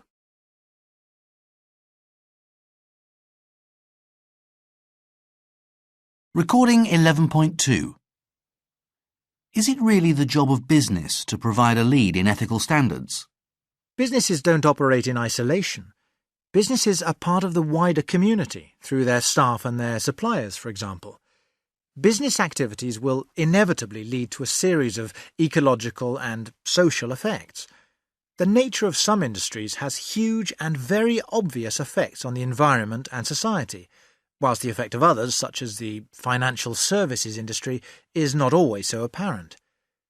The bank chose to base its policy on the concerns of its customers because it is their money that is being used, and they should have a say in how it is used. We also campaign for change on issues that our customers feel strongly about. One of our first campaigns called for a ban on the use of landmines, now banned in 142 countries. Since then, we've campaigned on other issues from third world debt, human rights, fair trade and youth poverty.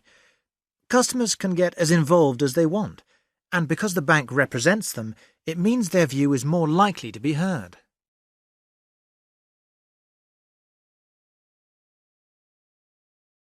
Recording 11.3. Can successful businesses always behave ethically? We believe they can. In fact, we believe that in the years to come, the only truly successful businesses will be those that achieve a lasting balance between their own interests and those of society and the natural world. Therefore, businesses cannot just have a self-interest, they must play a social role. Our position has enabled us to build trust, develop our brand, and have a positive impact on the bank's bottom line. On the issue of trust, research shows that trust in business has been declining for a number of years, and the general public feel that businesses don't take them seriously. Higher trust creates higher loyalty. First, because customers trust you, they are less likely to look elsewhere in the first place. Second, if you do make a mistake, they are more likely to forgive you.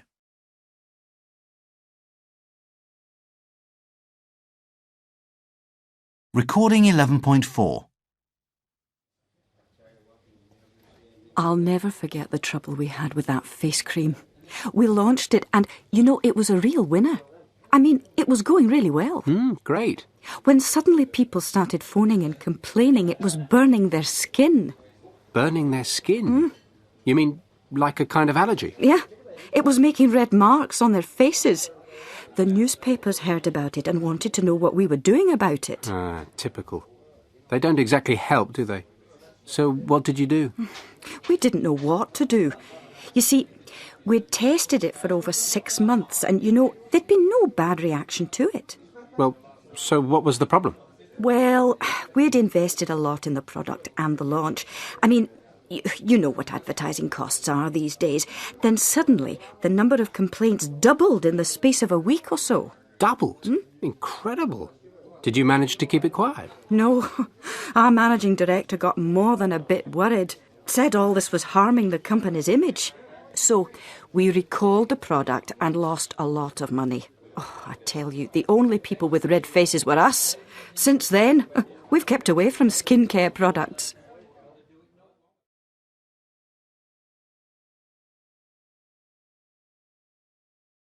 Recording 11.5. We've got to do something about it. People are taking too many days off sick. Sick leave increased by 12% last year. I got the figures today. On average, staff took 14 days off sick. That's far too many. Absolutely, it's really damaging for us. It's affecting the service we give our customers, and it's costing us a lot of money each year. It can't go on. OK. Well, as I see it, there are several ways we could deal with this. We could get tough and simply say no paid leave at all for the first 3 days someone is sick. Or we could do it another way. Offer staff a bonus at the end of the year if they don't take much sick leave. And there's a third option. We could bring in a doctor and physiotherapist for staff, and free health tests and counselling. They could check up on staff who are taking far too much sick leave, the ones who think it's extra holidays for them. Let's look at the pros and cons of the first option. No paid leave for the first 3 days staff are sick. On the one hand, I think it will reduce the amount of sick leave because people will lose pay when they're off work. On the other hand, it's very unfair for people who are genuinely sick. You know, if they're suffering from a bad cold or flu, for example. It wouldn't be popular with the staff or with the unions. Well, let's look at this from another angle. It might be worth using a completely different approach. We could try sending a questionnaire to all staff, asking them to suggest ideas for reducing absenteeism because of sickness. Of course, we'd explain why the present policy isn't working. Good idea. If we do this, then they're more likely to buy into any new scheme. Yes, it should work well. Right. So, the best way forward is to sound out staff and get their opinions. A survey will give us all the data we need. And the next thing to do is to prepare a questionnaire. I take it you want my department to do that? Yes, if you would. Could you have a draft questionnaire ready by next Monday for our meeting? Yes, I think we can manage that. I'll let you know when it's ready.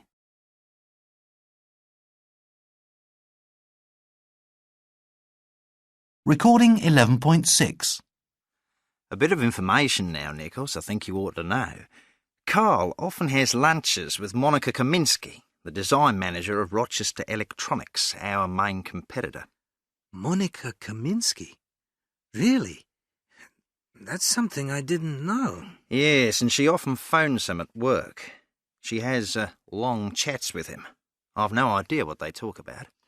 Am I reading you right? Are you saying there's something going on between them? You know. Well, since you ask, you know, Carl got divorced last year. There's a rumour going round Monica's more than just an acquaintance. I thought you might like to know that. Someone saw them together at a cinema last Saturday. It looked as if they... Thanks, Bob. I've heard enough. I won't be saying anything to Carl about this. It's his business. I trust him to keep his personal and business life separate. OK. I won't say anything more then. What are you having for lunch?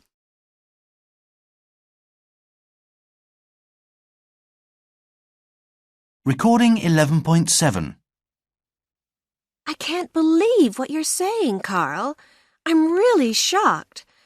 I thought we had a good relationship. Why on earth do you want us to break up? I don't get it. Well, we've had some good times together, I know, but... But? Well, it's about work, really. I mean, we work for rival companies, and that's a problem. A very big problem, actually. Oh? What do you mean? Problem? Think about it. We often talk about things that happen at work. You can't help it, but I think we talk too much about work sometimes, and that's not good. I don't know. I think we talk about all kinds of things, not just work. That'd be boring. Yes, but I still feel I talked too much about work in the past. Ah, I see. You're referring to... Yeah, the DC-01 can opener. I seem to remember I told you quite a lot about the problems we'd had designing it, and how we solved them. That information could have been very useful to your company, let's face it. Listen, Carl, are you accusing me of using that information to help us design our can opener? Because if you are, that's so unfair. I'm not accusing you of anything, but some of my colleagues are sure I leaked information to you. They don't think I'm trustworthy, and that's making life very difficult for me. Sorry, Carl. I can't stop people talking. Should I say gossiping? Anyway, you didn't have to sign a confidentiality agreement, so what are you worrying about? No, I didn't, but I don't want to get a reputation. I think we need to separate for a while. At least until people have forgotten about the DC-01 can opener. I see. I'm disappointed with you, Carl. I get the feeling you don't trust me anymore. I didn't think you were such a weak person, so easily influenced by people. Maybe you're right. Maybe we should go our own ways for a while.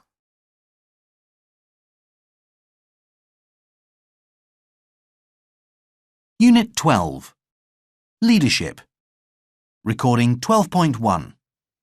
What qualities are needed to run a large company effectively? The leader of a large company needs to do three things. Firstly, to create a picture of where the whole team is meant to be going. What is this journey, the change, and the way forward? And particularly, what is my role or your role going to be in that journey? So that's vision. The second thing is inspiration, which is a very personal thing, but great leaders manage to inspire the people that they work with. And thirdly, because all businesses need to move forward and make money, momentum. They manage to create the momentum and make sure that people are moving forward with the various projects that are under their control.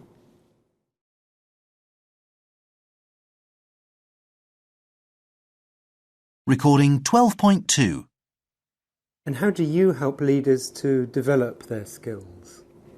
We think that the way that people develop is 70-20-10, which means that 70% of the way they develop is on the job, 20% is through coaching by somebody else, and only 10% is by training. So the vast majority of how somebody learns anything, and particularly how they learn to be a better leader, is on-the-job training. And what that means for the career of somebody is that they need to experience a lot of different types of activity, lots of different roles and lots of different challenges. And only then can they start to build up a range of experiences and a range of skills in leading people in different situations.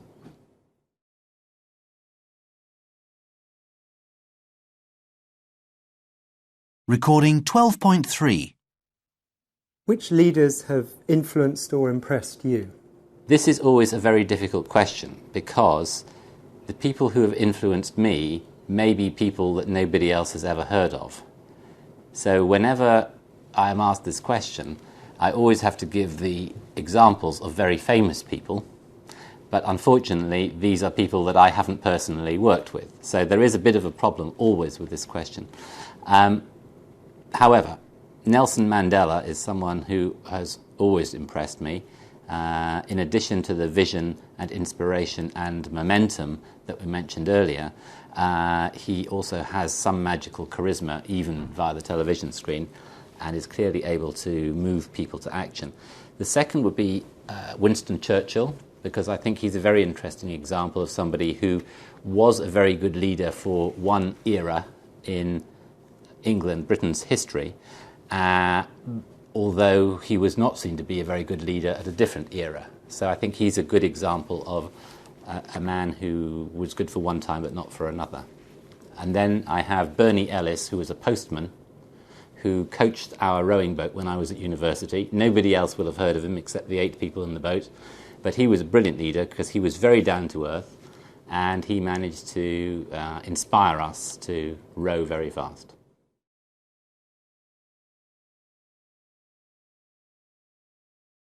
Recording 12.4. OK, the main item on the agenda is whether we should sell our store in Paris. I'd like to hear your opinions about this. But first of all, can you give us the background, Michel? Yes. As you all know, we opened the store in Boulevard Jourdan 5 years ago.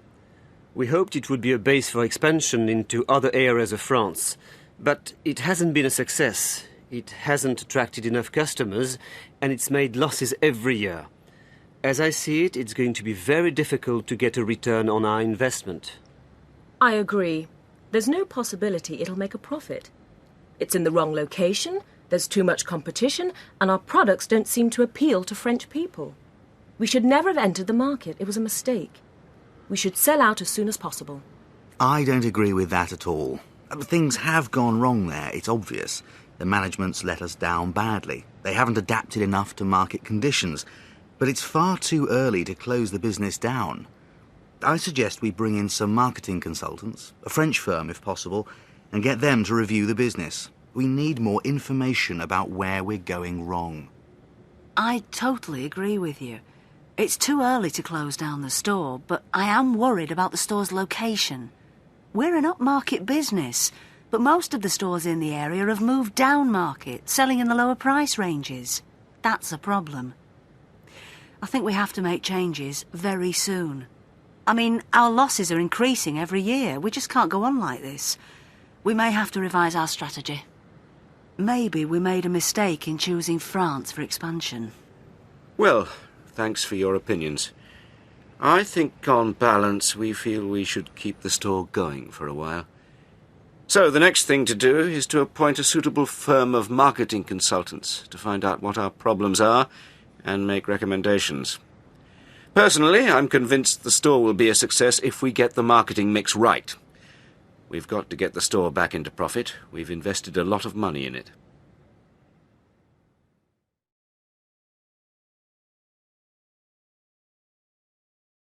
Recording 12.5. I don't think it will be too difficult to improve the store's performance. I suggest you review your product ranges as soon as possible and stop promoting those items which aren't making any money. What you need is more knowledge of the youth market. They're the consumers who are spending most money on clothes. You should target that segment of the market. Also, I think you should hire a top executive to run that part of the business, someone with a really good track record in the retail fashion trade. I could suggest names if you wish.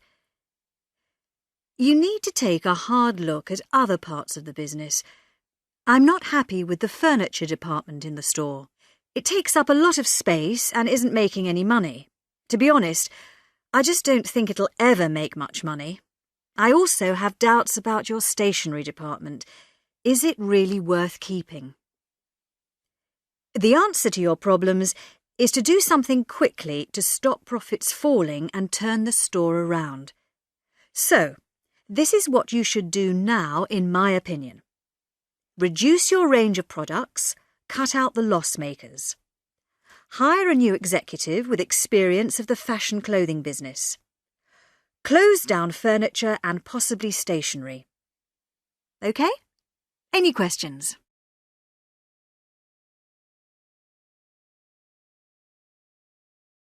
Recording 12.6.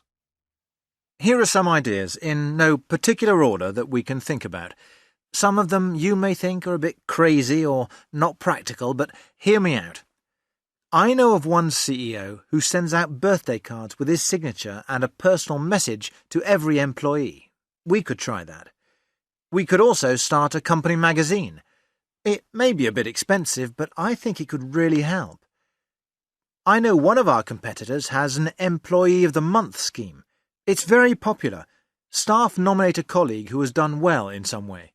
The employee selected gets a company gift. I would also like to get out of my office frequently this year and drop in on staff at the different stores. And should we have an open door policy in every store? Employees can then see the manager when they want to. Now, this sounds crazy, but what about having a company uniform? This type of thing seems to work well in Asian countries. It creates loyalty and good team spirit. Another thing I've been thinking about is to cancel the end-of-year bonus scheme. It's very expensive, and spend the money instead on Christmas parties at top hotels. Finally, I'd like to see a new appraisal scheme. I haven't thought about the details, but it should reward high achievers generously.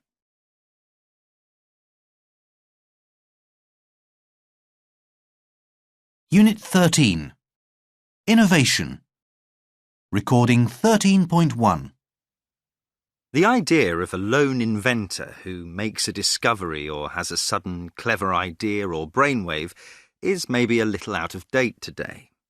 While these types of pioneers do still exist, these days companies often have large R&D departments, teams of people who are constantly innovating and perfecting designs. Perhaps they begin with a concept and then build a prototype or working model. Sometimes, during testing, there is a setback when it becomes clear the design has a fault. At this point, maybe it is time to start again or go back to the drawing board. More work is done and there is a breakthrough. A solution is found. The product can be retested and then hopefully manufactured. The company will apply for a patent for the design so that others cannot copy it and steal the idea.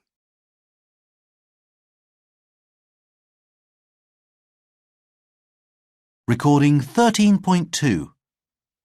When you make a presentation, the first stage is to plan it. You should start by thinking about your audience, who they are, what they know about the subject, and what they expect from you. Think also about what their attitude will be to you. Will they be interested, enthusiastic, cooperative, or perhaps critical? Are you presenting to a group from your own culture or to people of different cultures? All these factors will influence the way you approach the presentation. If possible, try to visit the room where you're going to give the talk. Check the equipment and make sure your voice carries to the back of the room if you don't use a microphone. Look at the seating arrangements and make sure they are what you want. You also want to feel comfortable and relaxed when you're presenting. You're now ready to prepare what you're going to say. Stage 1 is the opening. A good opening is essential as you will be nervous and you need to grab the attention of the audience. You start by introducing yourself and then you use a technique to get the audience's interest. We call this the hook, which focuses the audience's attention on what you're saying. You can do this in various ways. You can ask a question, use a famous quotation, use a striking visual image, appeal directly to the audience's interests or needs. Once you have the audience's attention, you should tell them the structure of your presentation. You give them a map of the talk with signposts along the route so they know what you will cover in your talk. After the opening and a brief introduction of your subject, you come to the main body of your presentation. Then you have a conclusion during which you summarise your key points and give your final opinion and recommendations. After that, it's the question and answer session.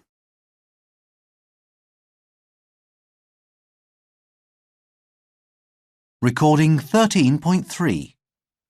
Some tips now about how you deliver the presentation, how you actually perform it. Firstly, what about the opening 2 minutes? You'll be very nervous, almost everyone is. Some people deal with this by writing down the opening 2 minutes, marking the stresses and pauses, and practicing it again and again. They memorise the opening, and that helps to calm their nerves.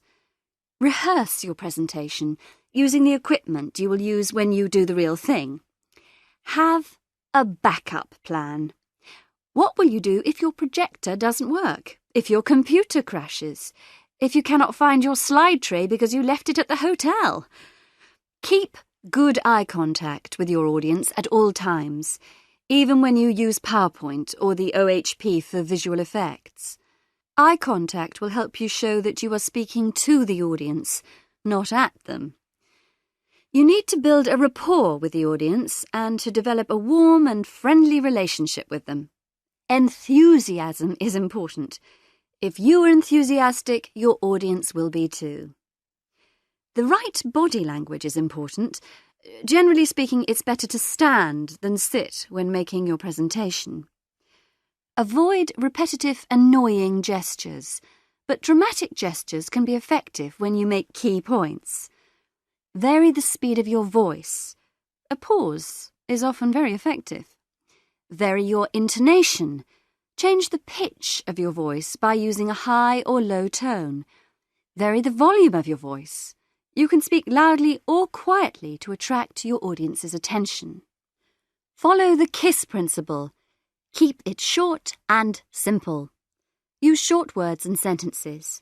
Don't use jargon unless your audience understand it.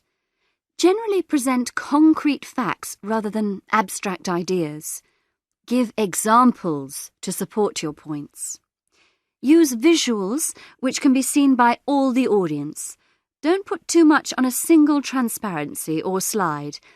Visuals add variety and interest to your talk. Finally, end with a bang.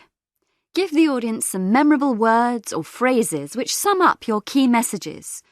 Or use a visual or slide which will remain in the memory of your audience. Thank them for giving up their time to attend your presentation and ask the audience if they have any questions. Remember, a presentation is a performance. What you say is important, but how you say it is even more important.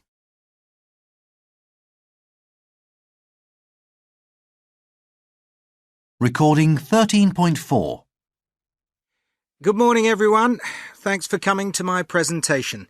I know you're all very busy, so I'll be as brief as possible. OK then. I'm going to talk about the new chocolate bar we're putting on the market, the Frejus Premium Bar. I'll tell you about the test launch we carried out in the southwest of England a few weeks ago. My presentation is divided into 3 parts. First, I'll give you some background about the launch. After that, I'll tell you how we got on and assess its effectiveness. Finally, I'll outline our future plans for the product. If you have any questions, don't hesitate to ask. Right, let's start with the background to the launch. As you know, Frejus is an orange and nut bar with a distinctive taste. It's been thoroughly tested in focus groups and special attention was paid to packaging. It's wrapped in a metallic foil. The colours are rich, strong, to give high visual impact. OK, everyone? Yes, Johan, you have a question. So, that's the background. Right, let's now move on to the test launch. How successful was it? Well, in 2 words, very successful. If you look at the graph, you'll see the bar's actual sales compared with forecast sales. Quite a difference, isn't there? The sales were over 20% higher than we predicted. In other words, a really good result, well above our expectations. The sales show that the pricing of the product was correct, and they show that as a premium line, the Frejus bar should be successful nationwide. To sum up, a very promising test launch. I believe the bar has great potential in the market. Right, where do we go from here? Obviously, we'll move on to stage 2 and have a national advertising and marketing campaign. In a few months, you'll be visiting our sales outlets and taking orders, I hope, for the new product. Thanks very much. Any questions?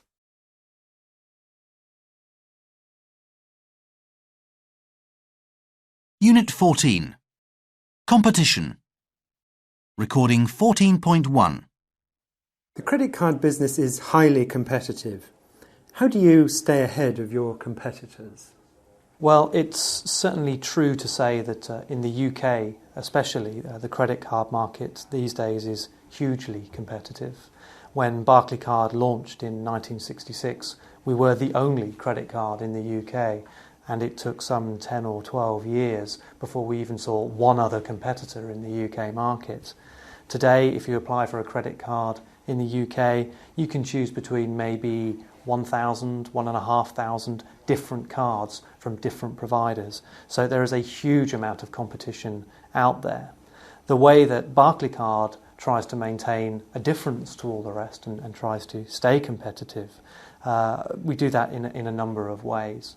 Firstly, we have a brand, a very strong brand in the UK market, which is fairly unique for the credit card market. We've invested in that brand over a long period of time, and certainly it has a level of recognition and stature that our competitors just don't have. We also obviously need to compete on price. We need to make sure that we're always competitive on price. That doesn't necessarily always mean being the very cheapest. We have a tradition of providing our customers with extra value features and services on their cards, which we will continue to do. And we need to innovate. We need to make sure that when things change in the credit card market, people always want what's new and what's exciting. And if you can be the company that provides that for them, then you're going to succeed. But ultimately, the way that we stay competitive is to keep hold of our customers.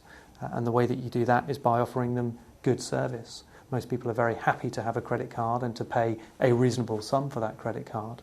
The reason they will leave you is if you annoy them. So the more we can do to provide good service, look after our customers when they're with us, the more competitive we stay.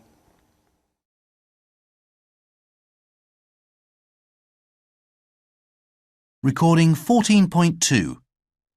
Does competition always lead to better goods and services and to better value for customers? I think that broadly, yes. Competition does provide more services and more goods for customers. And it's really a question of choice. When you look in the credit card market, for example, we're seeing that customers increasingly don't always want to borrow on a credit card. They may look to other forms of borrowing, whether that's a straightforward loan, whether that's some finance from a store or from a shop when they walk into a store, or whether they want to draw down equity against their house. That's to say, to use the value in their house to borrow perhaps at cheaper rates. So customers are getting more and more choice in terms of the way that they borrow.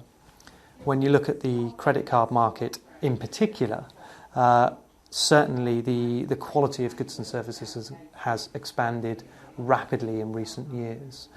We have offers in the market today where you can borrow at interest rates as low as 0%, for example, zero interest.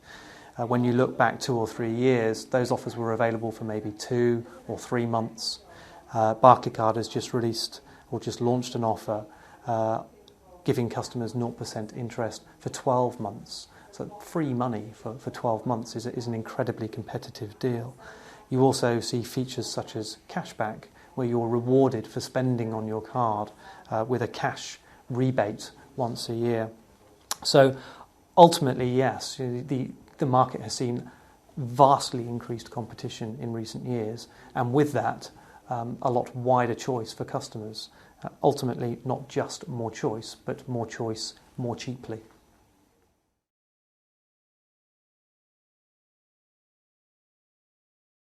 Recording 14.3. How do you see competition affecting the way your business operates in the future? What we're seeing is a number of different reasons why our customers choose to borrow money. And what we're seeing is a number of different businesses willing to offer them that lending. For example, it's not unusual now for customers to borrow from their supermarket, for example.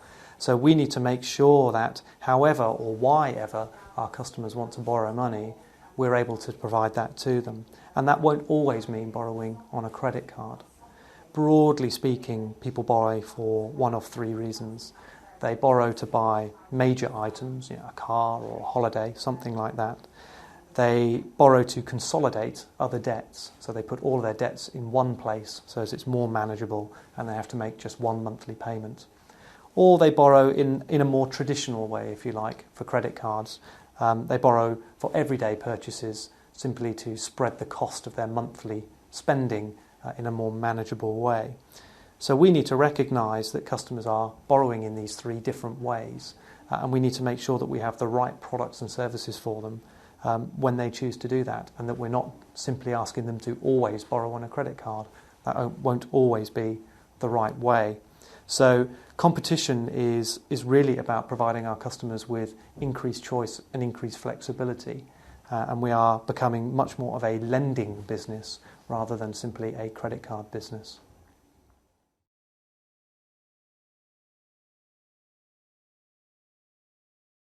Recording 14.4. OK, perhaps we could start, as we agreed, by discussing the kind of relationship we want. OK. Usually with a major distributor or agent, we don't offer an exclusive agency agreement because they don't want it. They like to use and distribute the products of most of the top companies. They make more money that way. Yes, a non-exclusive contract would be perfect for us too. As you know, we represent many famous brands and will be happy to add your product lines to our list. Right. Now, prices. We like to recommend prices for each overseas market. We advise on minimum and maximum prices for each of our models. No, that's no good for us. We prefer to set the prices for all the products we offer. We know the conditions of the market far better than you. We would set the correct prices to maximise profits, of course. OK. It's not really a problem if you prefer it that way. I won't argue with you. Now the commission. I suggest a rate of 15% on all the revenue you obtain, either directly or indirectly. Is that OK? 15% is too low. We want at least 20%. The market is very competitive. We'll have to spend a lot on advertising and promoting your products. Yes, but we could help with this. How much will you pay us? Well, we might go 50-50 up to an agreed limit. We can talk about the exact figures later. I'll have to think about it. We will talk about the commission later. Let's discuss the length of the contract. Normally we offer 2 years, and to be honest, with a new distributor we prefer a shorter period. Either side can terminate with 60 days' notice. Well, it must be at least 3 years for it to be profitable for us. Well, we can talk about it later. I suggest we break for lunch now.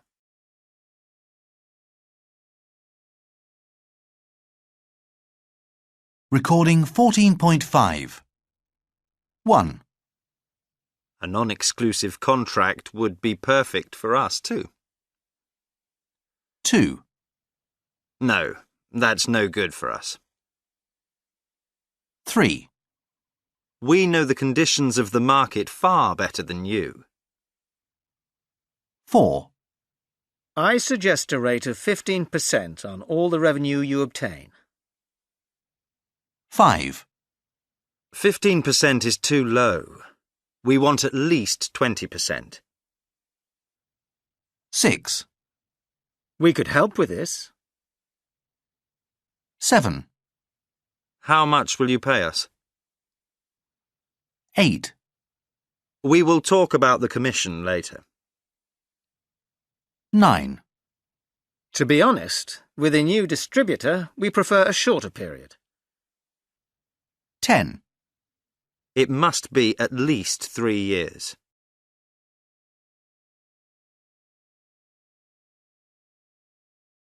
New intermediate market leader. Test file. Entry test. Listening.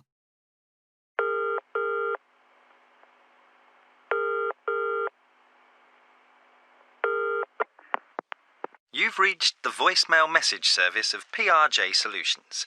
No one's here to take your call at the moment, but if you leave your message and contact details after the tone, we'll get back to you as soon as possible. Hello, this is Sally Baudillon calling. That is Bourdillon.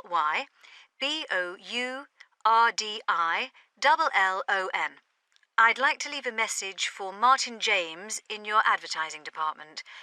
I'm ringing about our product launch at Furniture Wagon. I'd just like to let him know that the event has had to be postponed, unfortunately. It was going to be held on November the 13th, but it's now going to take place on November the 21st. And it can't be in the morning, as we originally wanted.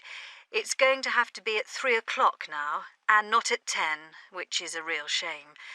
Anyway, please can Martin call me on my mobile to discuss things in more detail. My number's 07979 56112. Oh, sorry, that's 113 at the end. Thank you. Goodbye.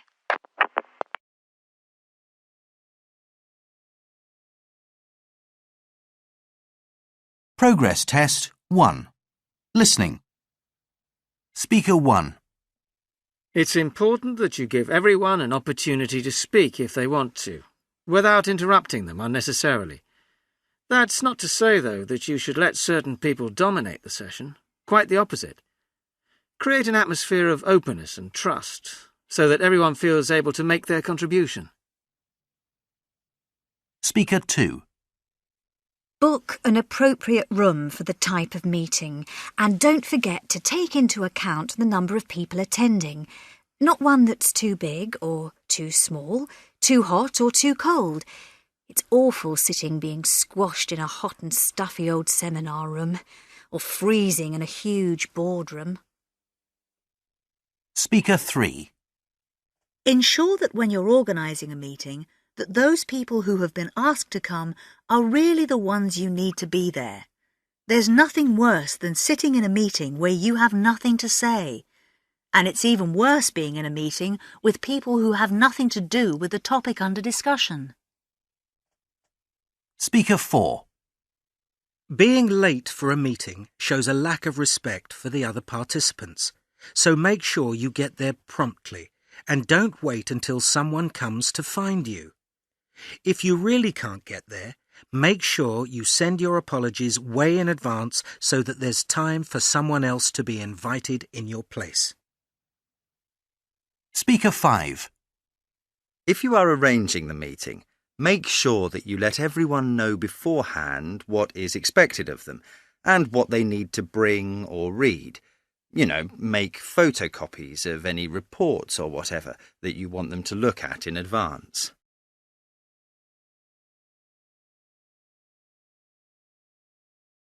Progress Test 2. Listening 1. So, if you'd like to look at the next chart, you'll see that profits at Simpson's main Highfield branch have risen not by 10%, as was predicted by most business analysts.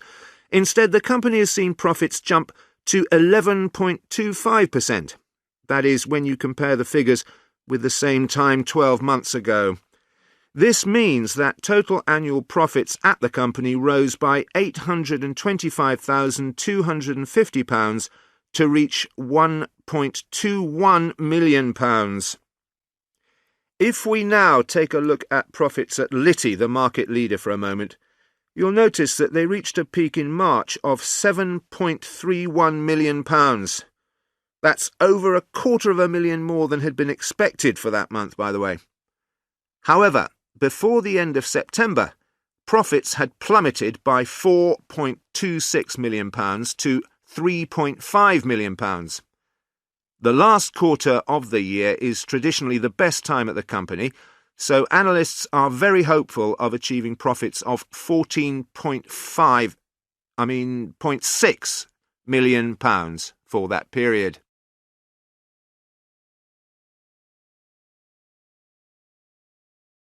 Progress Test 2.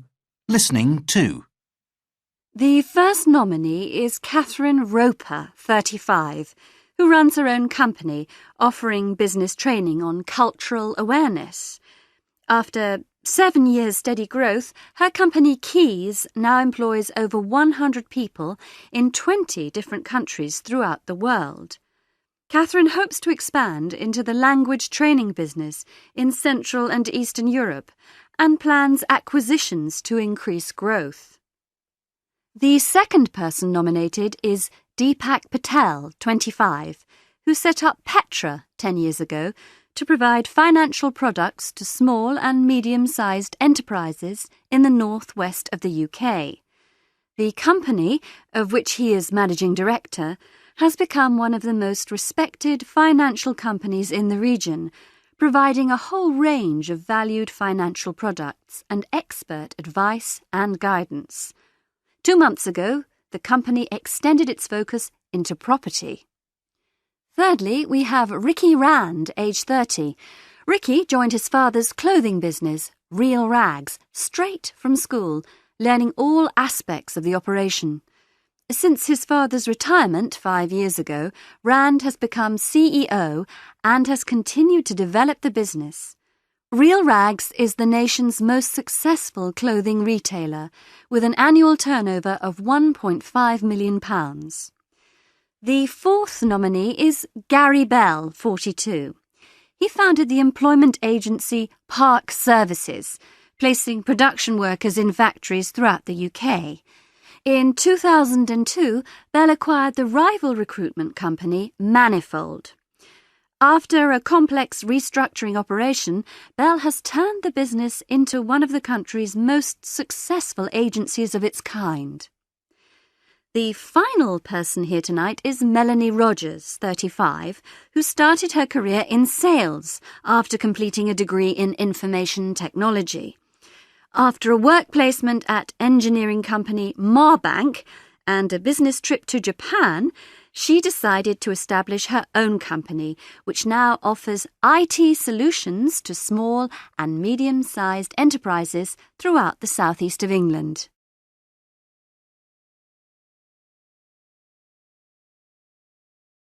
Progress Test 3. Listening 1.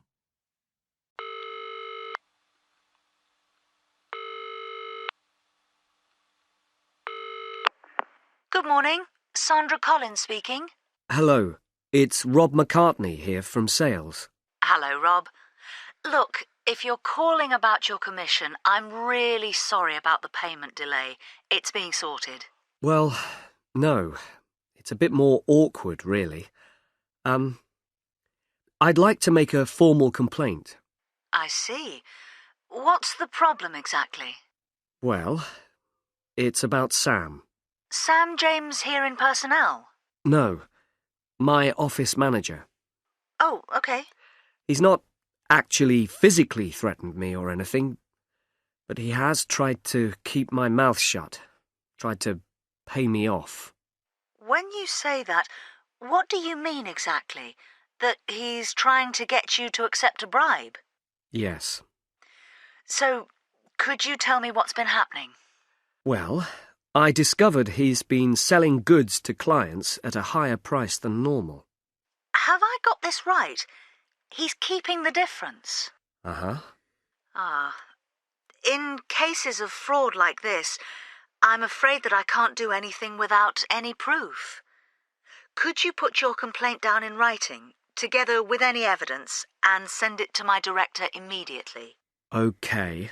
Then we'll be able to conduct an internal investigation straight away. Okay. I'll get that to him as soon as I can. And thanks.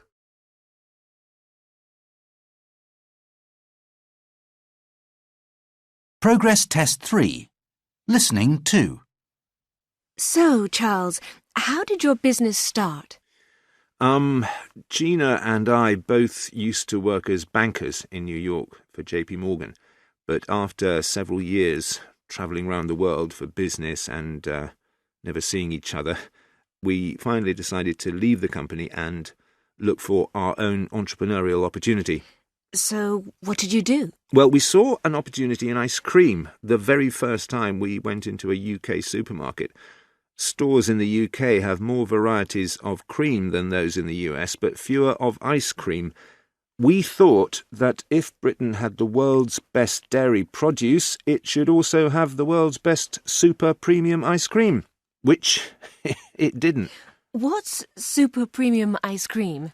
It's a high-quality ice cream made from milk or high-fat cream, giving it a fat content of 16 to 18%, And ours contains no artificial ingredients, so it has a traditional feel to it, like it was made in your kitchen, rather than being mass-produced.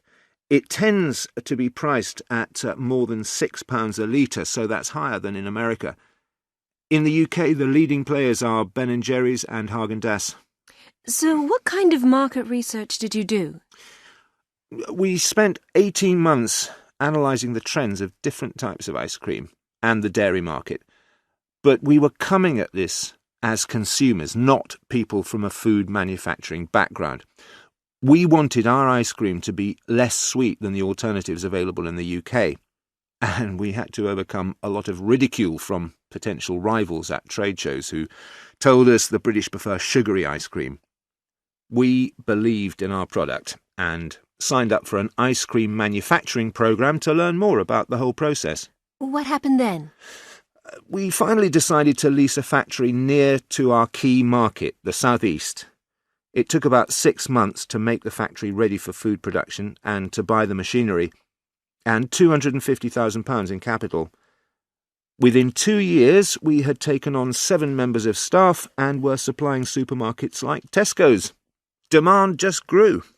I read that turnover is expected to reach £1 million next year. Really? Well, that sounds good. We've certainly made a real breakthrough in terms of supermarkets without spending much on marketing. Our production process means we can double our output with only a third more staff. Well, I'm sure the listeners will join me in wishing you even greater success in the future. Thank you.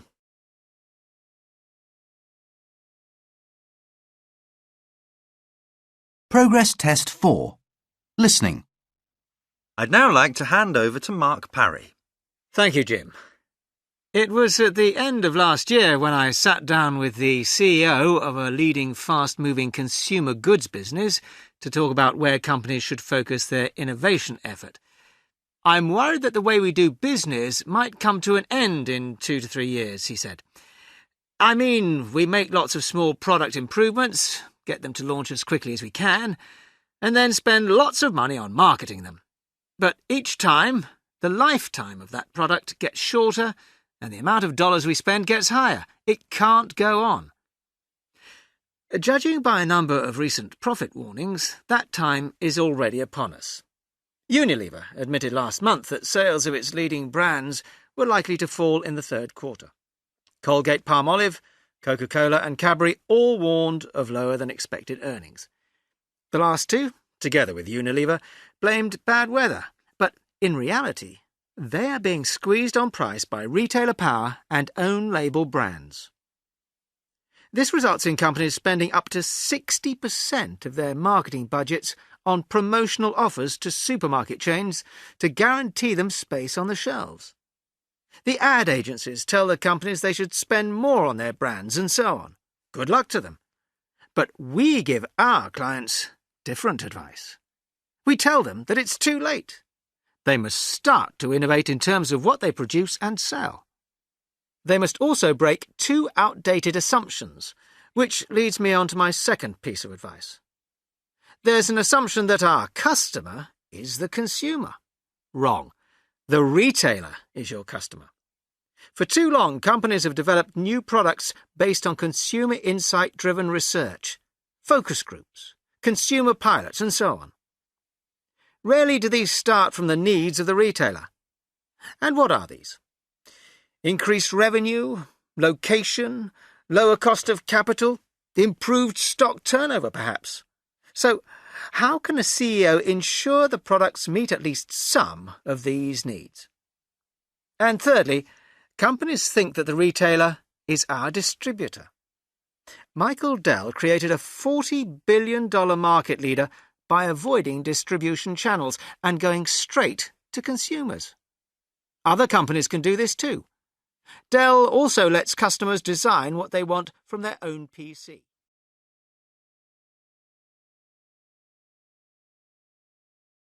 Exit Test Listening 1. Speaker 1. When you're making arrangements on the phone, speak slowly and clearly. If the meeting you're arranging is for the 15th, then it's no good if the person you're speaking to turns up on the 5th because they misheard you. Likewise, if you can't hear what the other person's saying, ask them to repeat what they said.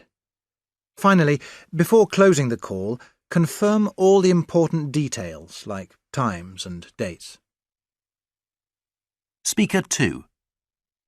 Sometimes you will have to solve a sensitive or tricky problem on the phone, and you may find yourself dealing with someone who is angry or upset about something. If this is the case, take a deep breath and don't start arguing with them. Instead, make sure you try and solve the problem calmly and effectively. Whatever you do, just don't hang up on the caller. Speaker 3. Dealing with complaints can be very tricky, particularly on the phone, but there are ways of achieving a successful outcome. Let the other person know you are really listening and show understanding of their point of view. You will, of course, need to establish the exact nature of the problem, but remember to let them finish speaking first. Finally, tell the caller how you intend to follow up their complaint. Speaker 4. Negotiating on the phone is never easy.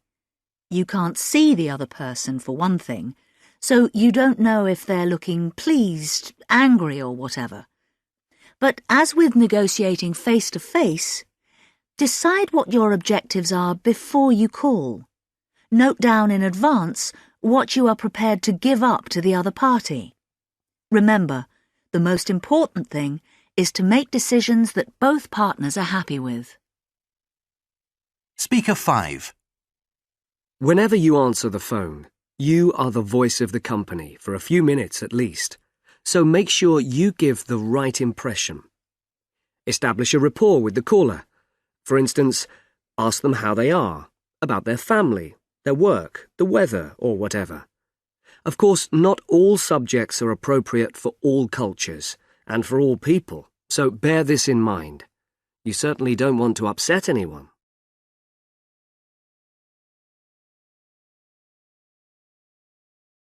Exit test.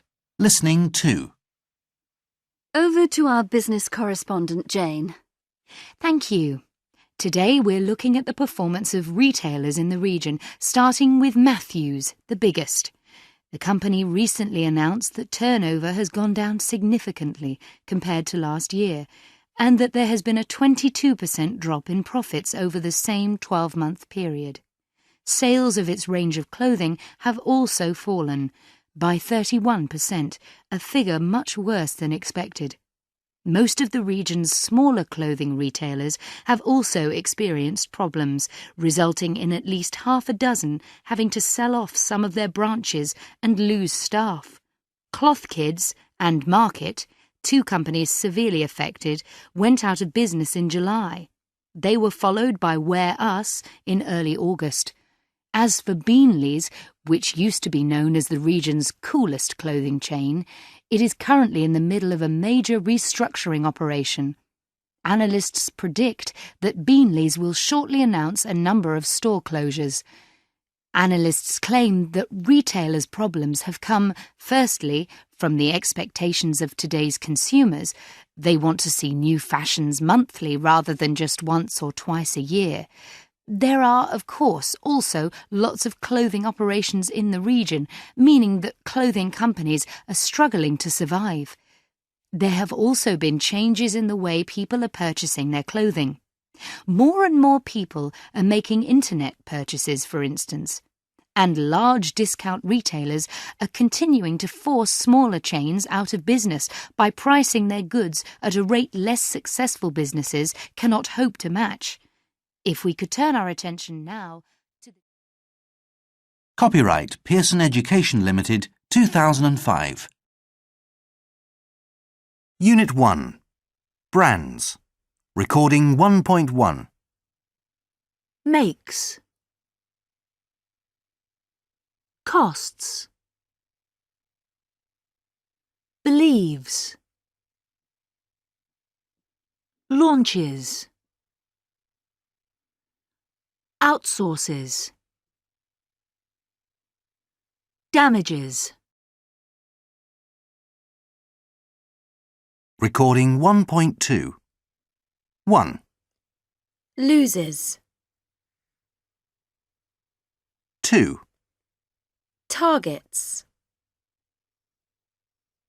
3, Produces. 4, Achieves. 5, Changes. 6, Increases. 7, Relies.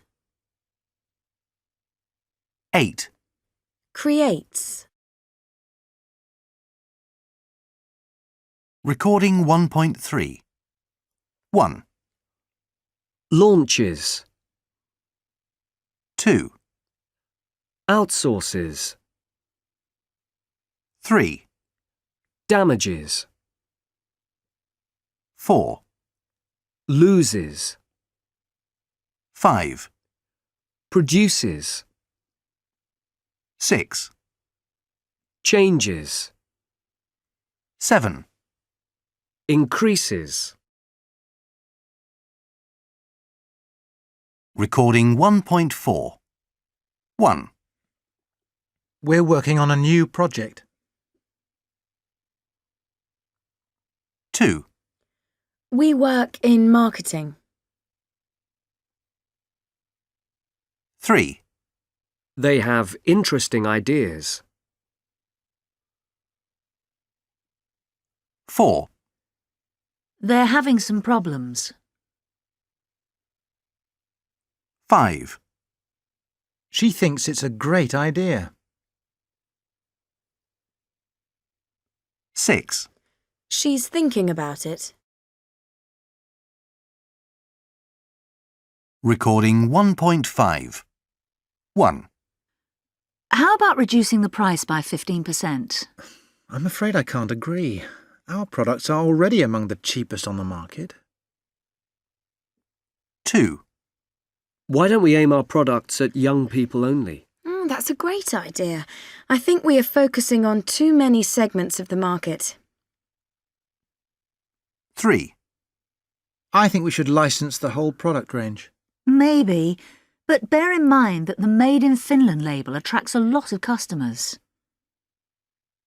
4, How do you feel about redesigning the packaging? Good idea. I think it looks rather boring, to be honest. 5, In my view, we should devise a new advertising campaign. I see what you mean, but surely you know how much we already spend on TV commercials. 6, I suggest that we try and project a new image to appeal to a different market segment. Yes, I'd go along with that. But what do we change? The logo? The taste? Recording 1.6. Speaker 1. Dario is taking care of the invitations, so I'm pleased to say that everything is going according to plan. Here are the main details again. The seminar on branding is on Tuesday the 15th from 10 to 2, and the venue is the Corona Hotel on Park Avenue. Sandra Delville is a brilliant speaker, so this event should draw a bit of a crowd. Speaker 2. I suppose our main problem is our packaging. It looks old-fashioned, and I'm sure it has very little appeal for the younger generation. What we should do is some thorough market research so that we can find out exactly what image we need to project. Speaker 3. I've heard about your 6-month course in marketing, and it sounds very interesting indeed. Considering that I already have some experience in the field, though, I'd need a detailed description of the course syllabus before I decide to go ahead and enrol. Also, anything you can tell me about the degree you award would be very useful. Speaker 4. This cannot go on. We keep getting calls and letters of complaint from customers concerning our new soft drink. Some even suggest that it has given them stomachache. What I want you to do is first to have this product retested immediately, and second to let me have a detailed report by Friday. Then I'll decide whether to discontinue this line or not. Speaker 5. We know that Asian consumers believe that top-quality clothes are made in Europe. On the other hand, we are also painfully aware of production costs in Europe. So we'd like to know what your views are and what you think the best course of action is. All of us here know that you have a tremendous amount of experience in the field of licensing, so we're eager to listen to you. Unit 2. Travel. Recording 2.1. 1. They travel by train. 2. It'll cost us a lot more. 3. I'm afraid he'll let us down. 4. We'll visit them every Thursday. 5. You'll go to Frankfurt every week. 6. I leave at 6. Recording 2.2.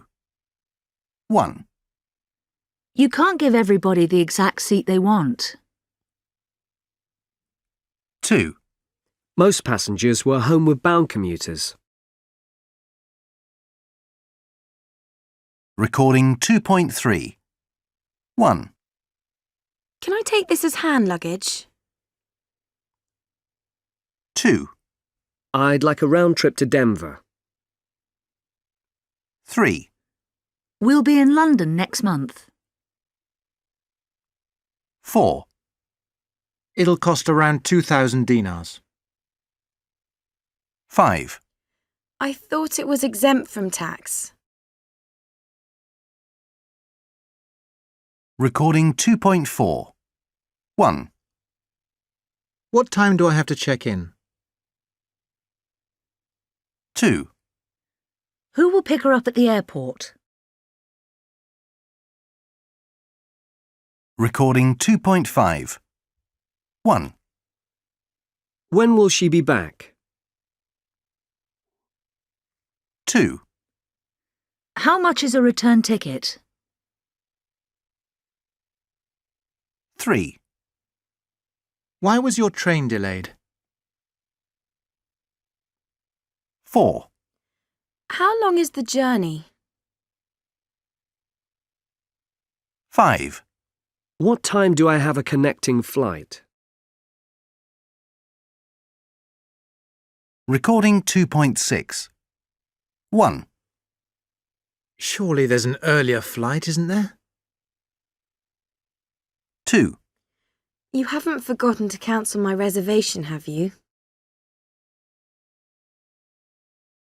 Recording 2.7. 1. She's going to take an earlier flight back, isn't she? 2. You're not travelling on the night train, are you? 3. We'll get a discount, won't we? 4. You've phoned the travel agency, haven't you? 5. You'll phone in if there's a delay, won't you? 6. She won't miss her flight, will she? Recording 2.8. Message 1. Good afternoon. This is a message from Ralph Knight from Bernardini Fashion. I was calling to let you know that I'll be in Dortmund next week, and I wanted to make an appointment to see you. I'd like to tell you about our new collection.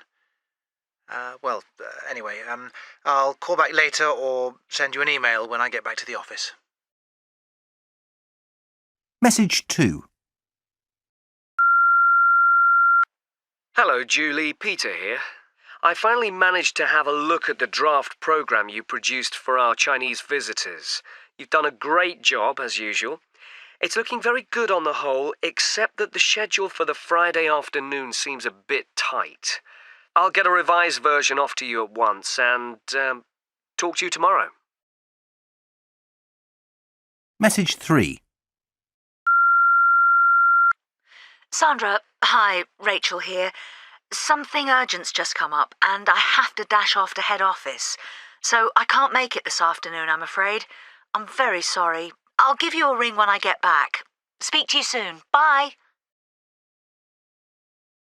Message 4. This is a message from Mr. Benson, Head of Accounts, from Liz Glover in Sales. Today is April the 3rd, and I see from my bank statement that my February travel expenses haven't been paid in yet. It can't go on like this. Why do we have to talk to a machine and wait ages to have our expenses refunded? Message 5. This is Rose Wilkinson here from Travel Section. I got your note about the hotel booking. I see you're leaving on Tuesday, and it's a 2-day conference, but could you specify whether you plan to come back on the Wednesday or the Thursday? Please get back to me and let me know, so I can go ahead with the reservation. Unit 3. Organisation. Recording 3.1. Consumer. Budget. Figures. Business. Full. Turn. Recording 3.2. 1. Consumer. Distribute. Introduce.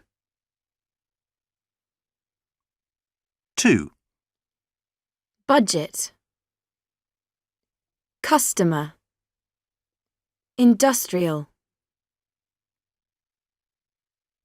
3. Turn. Burn. Return. 4. Figures. Pleasure. Status. 5. Business. Minute. Busy. 6. Full. Push. Pull. Recording 3.3. 1. We've got sales offices in over 10 countries. 2. He's on a work placement in Italy. Recording 3.4. 1. We want to set up an overseas office in India. 2. Our company's organised in 8 divisions. 3. In your opinion, what are the good qualities of an organisation? Recording 3.5. Company. Government. Interesting. Policy. Consumer. Decision. Established. Department. Employee. Recording 3.6. 1. I work in the travel section. 2. I'm a project manager. 3. My job involves quite a lot of paperwork. 4. I'm responsible for finding new business contacts in the Pacific Rim. 5. I'm in charge of staff training. 6. I spend a lot of time dealing with inquiries.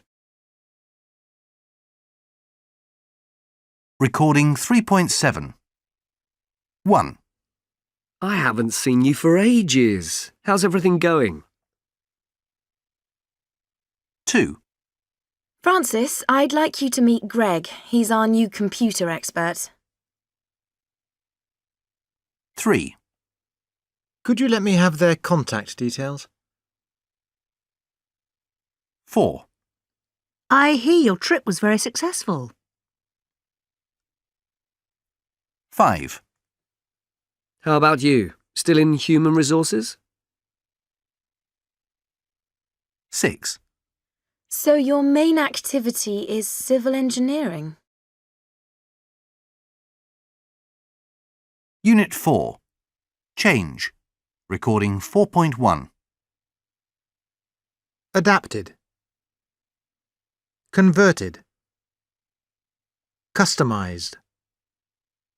Second. Computer. Considerably. February. Recording 4.2. 1. We've converted the station into a hotel. 2. They've adapted the equipment. 3. They've customized the computer programs. 4. They've had second thoughts about the project. 5. Things have improved considerably since January. Recording 4.3. 1.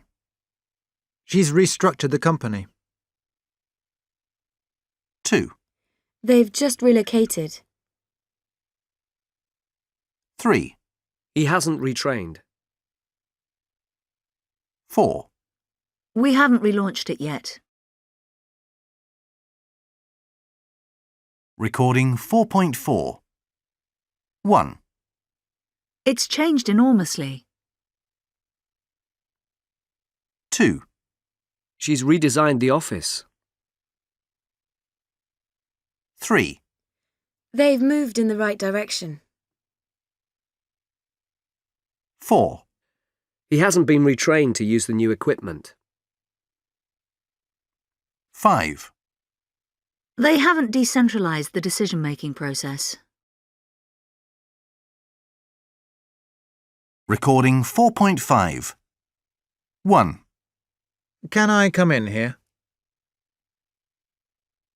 2. I'd like to finish, if I may. 3. Can you explain in more detail?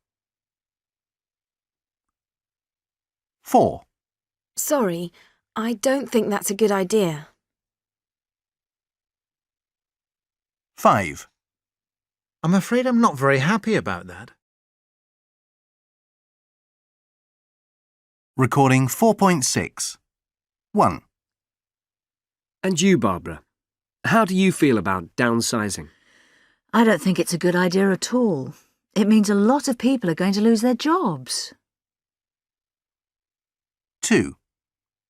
I'm afraid I don't follow you, Rob. What exactly are you saying? What I mean is, we could spend more on marketing, but it wouldn't solve anything. 3. We have no option but to relocate. If we stay where we are... Could I just say something? We shouldn't rush into relocating without getting expert advice first. 4. We may well have to change our marketing strategy.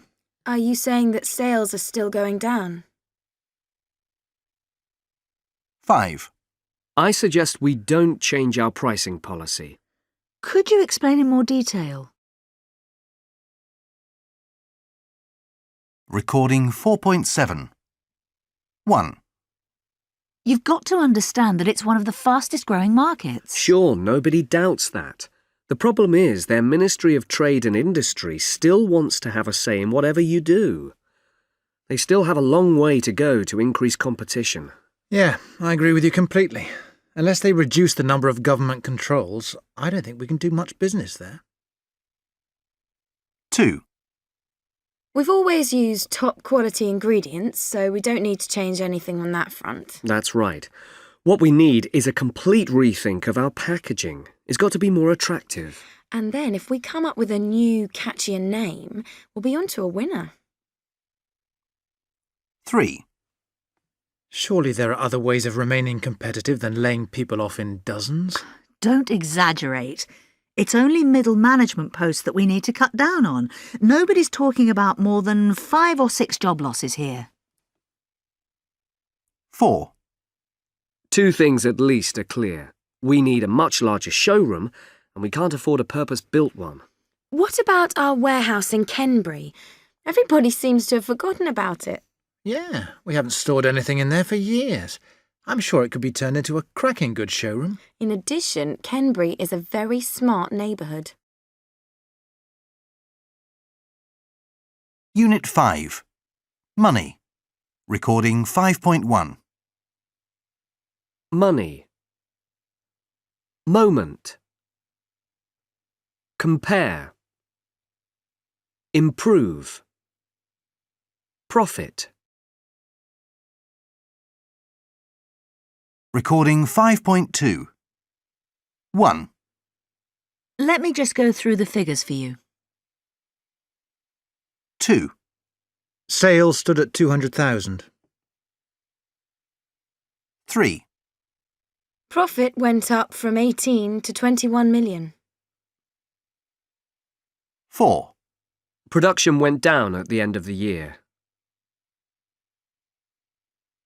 5.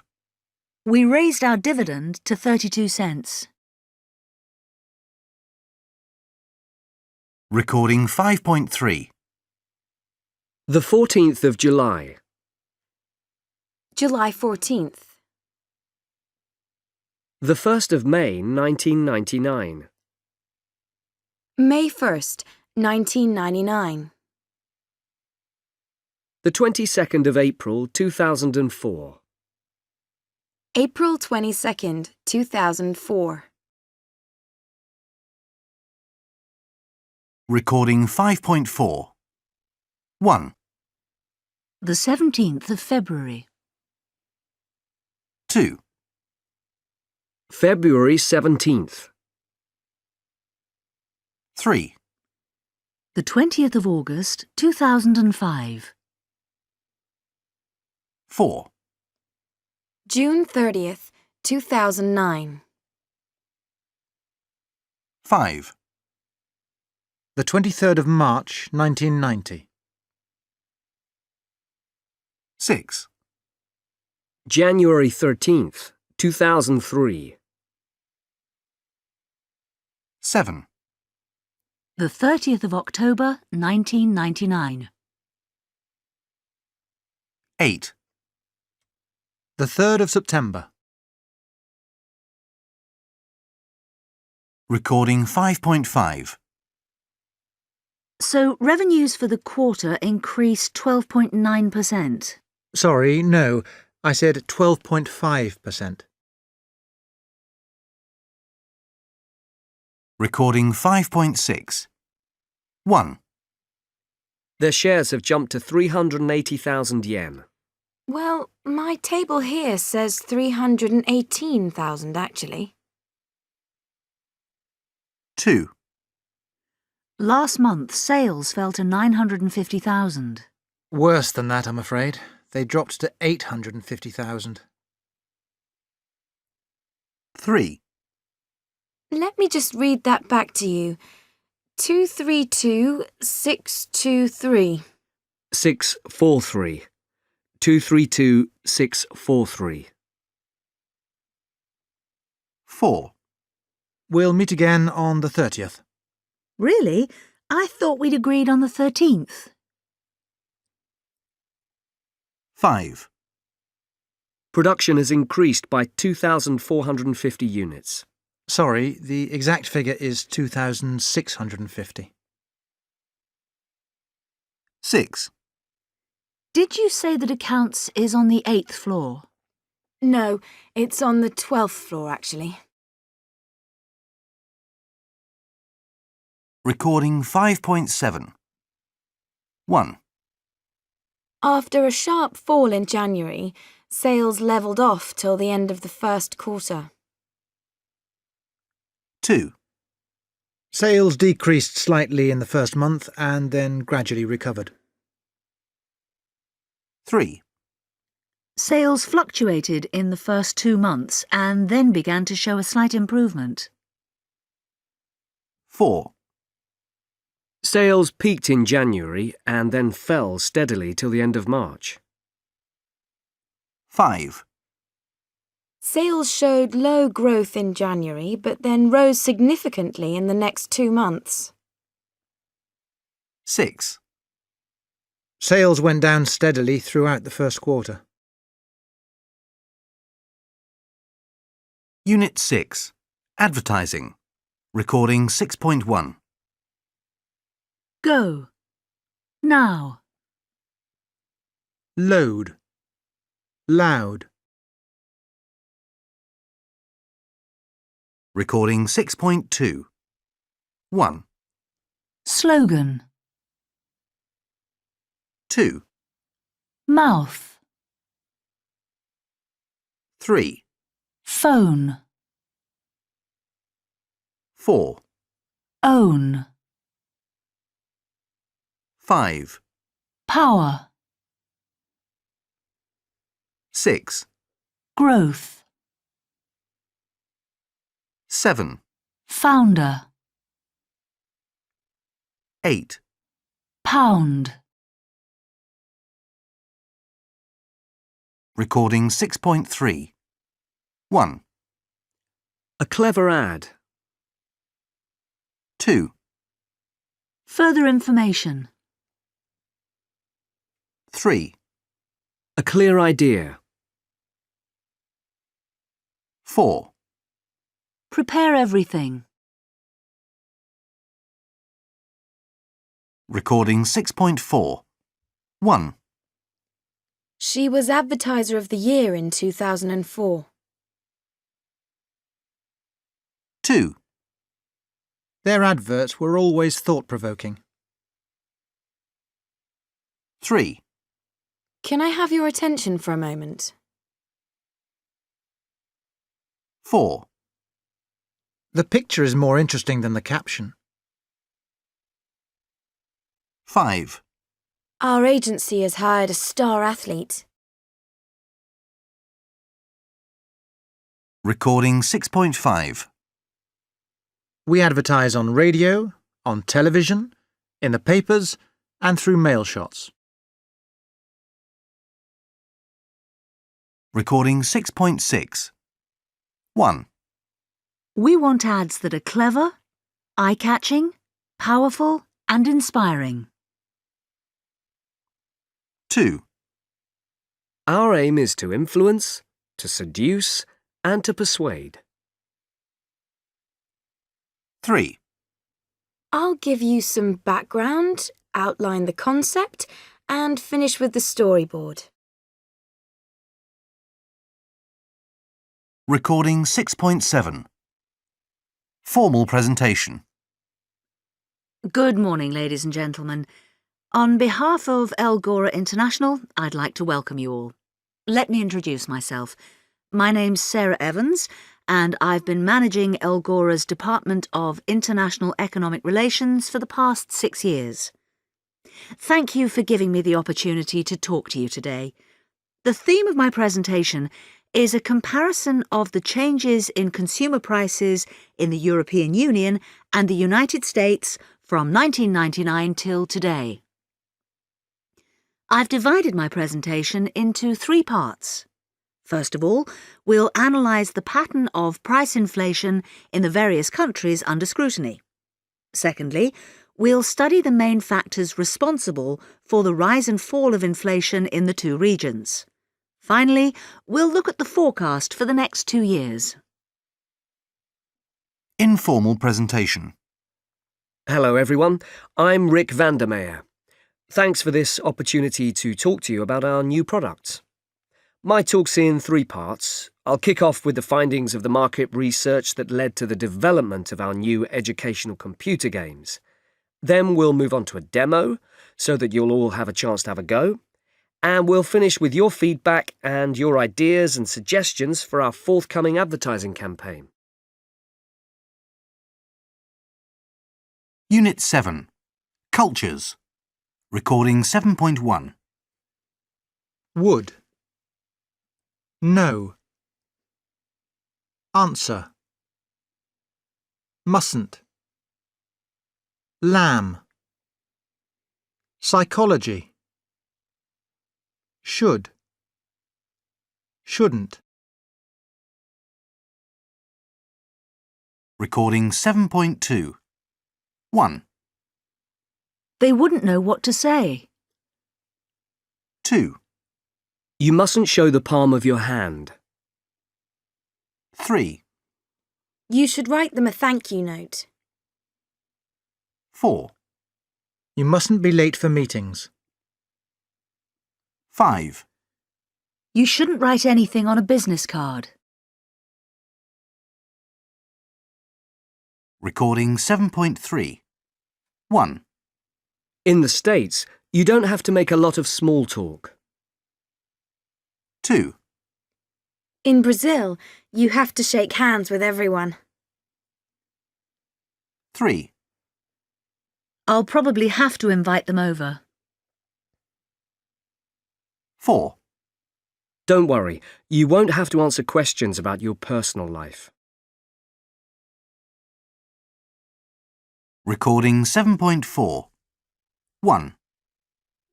Have you told anyone yet? I've told Sandra. 2. You should tell Sandra. I have told Sandra. Recording 7.5. 1. Do you speak any foreign languages?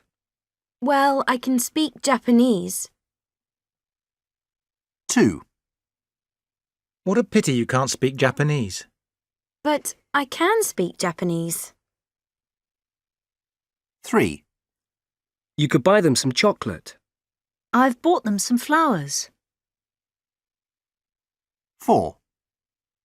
What about buying them some flowers? I have bought them some flowers. Recording 7.6. 1. Excuse me, do you happen to know where Agribank is? Sure. Just a bit further down the road, past the supermarket. 2. Have some more lamb. Not for me, thanks. I usually eat very little meat. 3. Would you like to have dinner together tomorrow? I'm sorry. I'm afraid we're expecting some relatives tomorrow. 4. Come on, stay with us a little longer. Sorry, I really must get going. It was very nice talking to you. 5. I've just received my MBA. Congratulations! That's something we've got to celebrate. 6. Sorry, I forgot to bring back that report you lent me. Never mind. I don't need it till next Monday. Recording 7.7. A. I thought it was brilliant. You're lucky to have such an engaging speaker. B. It is, yes. But I'd wanted to come for a long time. C. Yes, please. That's very kind of you. D. Well, only some of the year. I spend a lot of time at head office these days. E. Very well indeed. Jenny and I go back a long way. F. Yeah, it's great. The restaurant is rather expensive, though. Unit 8. Employment. Recording 8.1. Promotion. Discussion. Decision. Situation. Expression. Supervision. Recording 8.2. 1. Qualifications. 2, Impression. 3, Conclusion. 4, Communication. 5, Motivation. 6, Division. Recording 8.3. 1, Do you mind if I ask what your weaknesses are? 2, Tell us about your experience and qualities. Recording 8.4. 1, It's the best job I've ever had. Is it? 2, It wasn't what I'd call a great experience. Wasn't it? 3, I've just had a job interview. Have you? 4, He hasn't been shortlisted. Hasn't he? 5, I have to work weekends. Do you? 6, Tom doesn't like his new job. Doesn't he? 7, I really enjoyed working on that project. Did you? 8, We didn't have a holiday last year. Didn't you? 9, I'll probably have to relocate. Will you? 10, I won't get any overtime. Won't you? Recording 8.5. 1, Any comments on this? Anything you don't agree with or anything you'd like to add? Any comments on this? Anything you don't agree with or anything you'd like to add? 2, As you know, the purpose of this meeting is to inform you about forthcoming changes in our Human Resources Department. As you know, the purpose of this meeting is to inform you about forthcoming changes in our Human Resources Department. 3, Great to see so many people here this afternoon. Right, let's get down to business. Great to see so many people here this afternoon. Right, let's get down to business. 4, We don't want to run over schedule, so let's skip the details and move on to the last key issue. We don't want to run over schedule, so let's skip the details and move on to the last key issue. 5, I think we've covered everything, so let's go over the main points briefly. I think we've covered everything, so let's go over the main points briefly. 6, I don't think that's relevant to our discussion. I don't think that's relevant to our discussion. 7, Just let me finish, please, if you don't mind. Just let me finish, please, if you don't mind.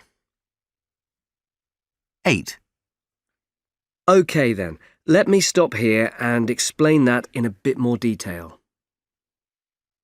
OK then, let me stop here and explain that in a bit more detail. 9, OK, let's go over what we've agreed. OK, let's go over what we've agreed. 10, It's almost 9 o'clock and I think everybody's here. Shall we make a start then? It's almost 9 o'clock and I think everybody's here. Shall we make a start then? 11, So, how do you feel about this proposal? Julia. OK, tell us what you think. So, how do you feel about this proposal? Julia. OK, tell us what you think. 12, Sorry, just hang on a moment, please. Sylvia hasn't quite finished. Sorry, just hang on a moment, please. Sylvia hasn't quite finished. 13, Well, that's certainly an interesting issue, but I'm afraid it isn't on today's agenda. Well, that's certainly an interesting issue, but I'm afraid it isn't on today's agenda. 14. We've called this meeting to discuss ways in which we could improve our recruitment strategy. We've called this meeting to discuss ways in which we could improve our recruitment strategy. Recording 8.6. 1. They complained that the work schedule was too tight.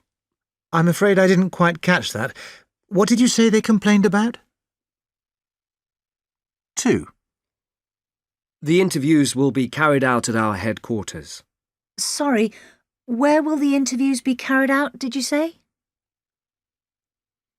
3. The job sounded so interesting that 340 people applied for it. Sorry, I didn't get that. How many people did you say applied for the job? Recording 8.7. 1. Out of the 5 shortlisted candidates, Peter Myers seems to be the most suitable. Sorry, I didn't get that. Who did you say seems to be the most suitable candidate? 2. He's worked in Bulgaria for 3 years.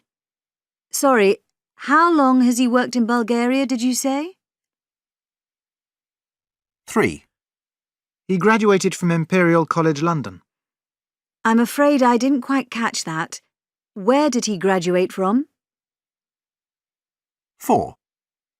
He's training staff from the Ministry of Finance. Sorry, I didn't get that. Who did you say he was training? 5. The project he's working on finishes end of August. I'm afraid I didn't quite catch that. When does the project finish? Unit 9. Trade. Recording 9.1. Trade. Barriers. Quotas. Watch. Talk. Market. Recording 9.2. As in, about Canada. Insurance.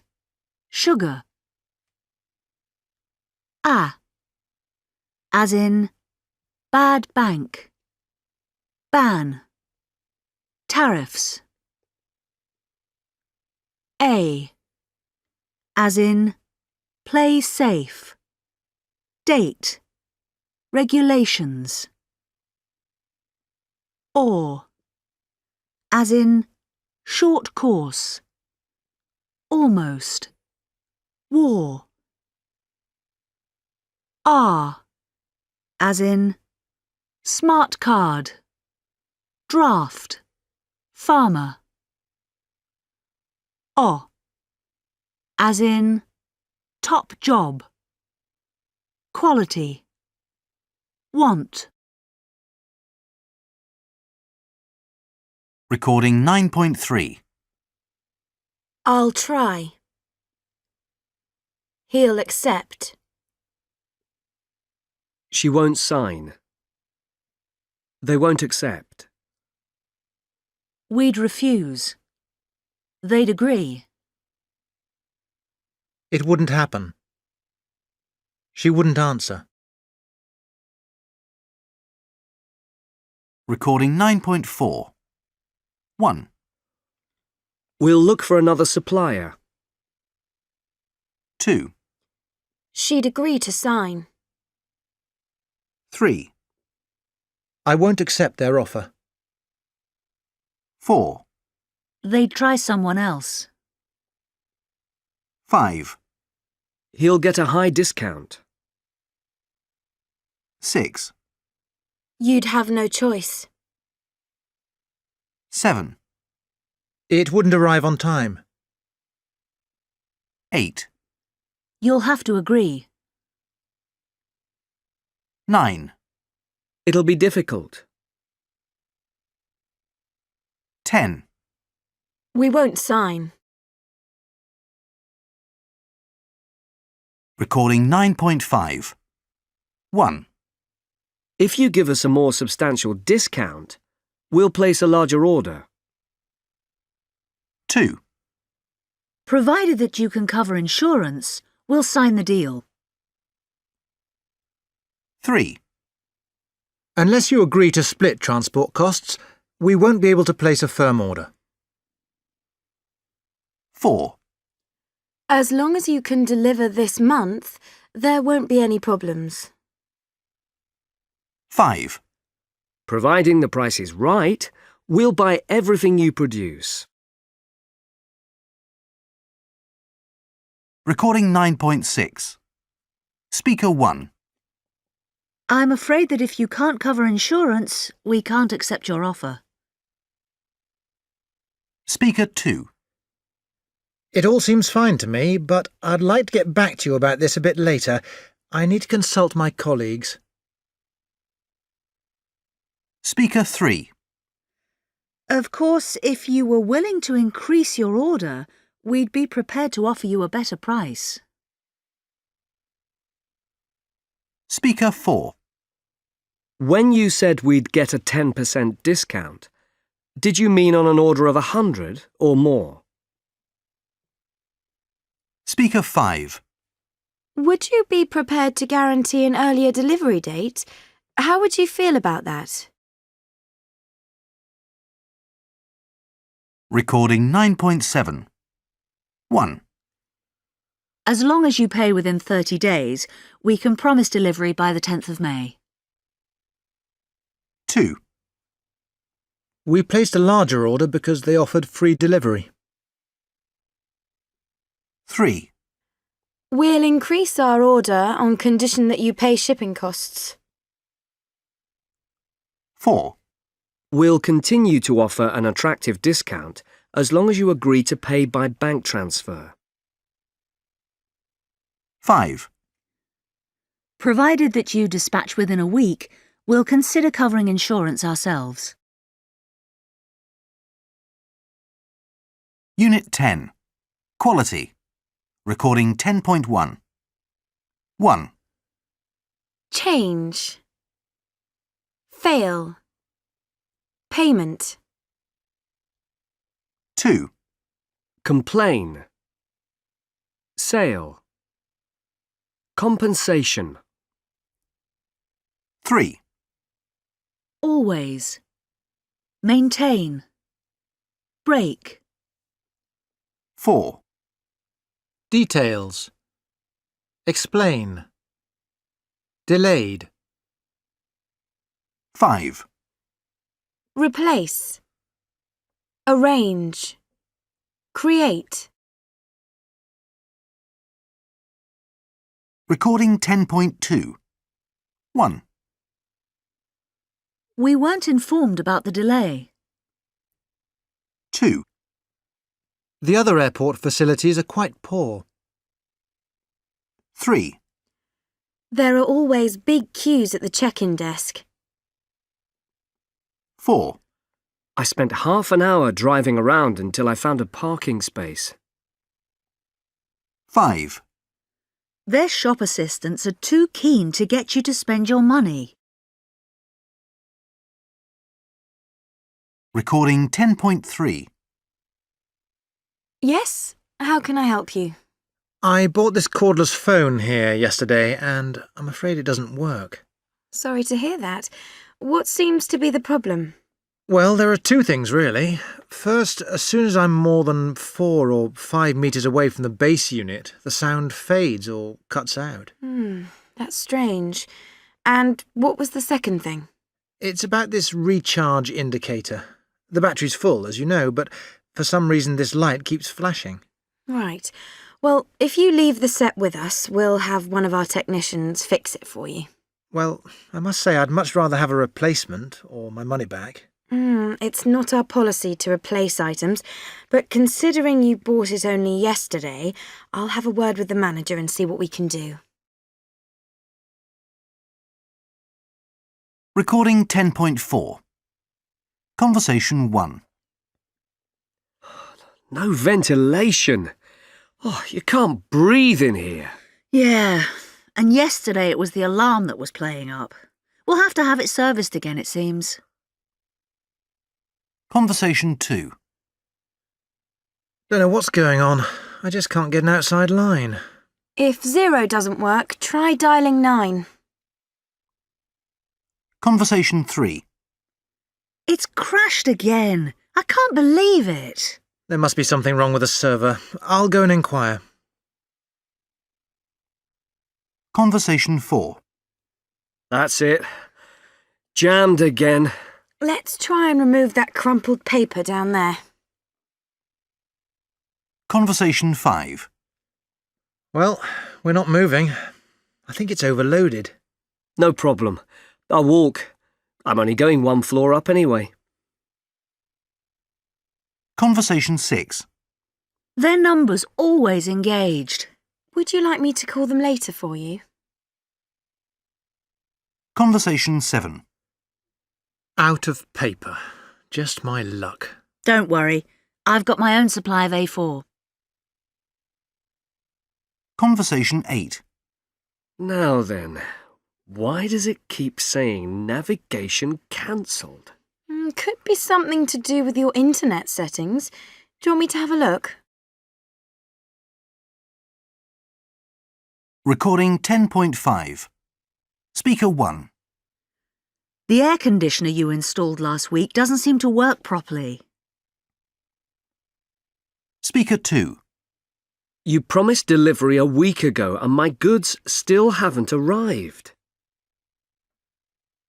Speaker 3. We've just received an invoice for goods we never ordered. Speaker 4. I'm afraid I'm still waiting for that email your sales manager promised to send yesterday morning. Speaker 5. I'd like to exchange the inkjet printer I bought here yesterday. Unit 11. Ethics. Recording 11.1. 1. Trustworthy. Corrupt. 2. Company. Cover up. 3. Country. Slush fund. 4. Industrial. Customer. 5. Discuss. Money. 6. Government. Unfair.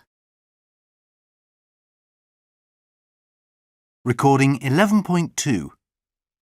1.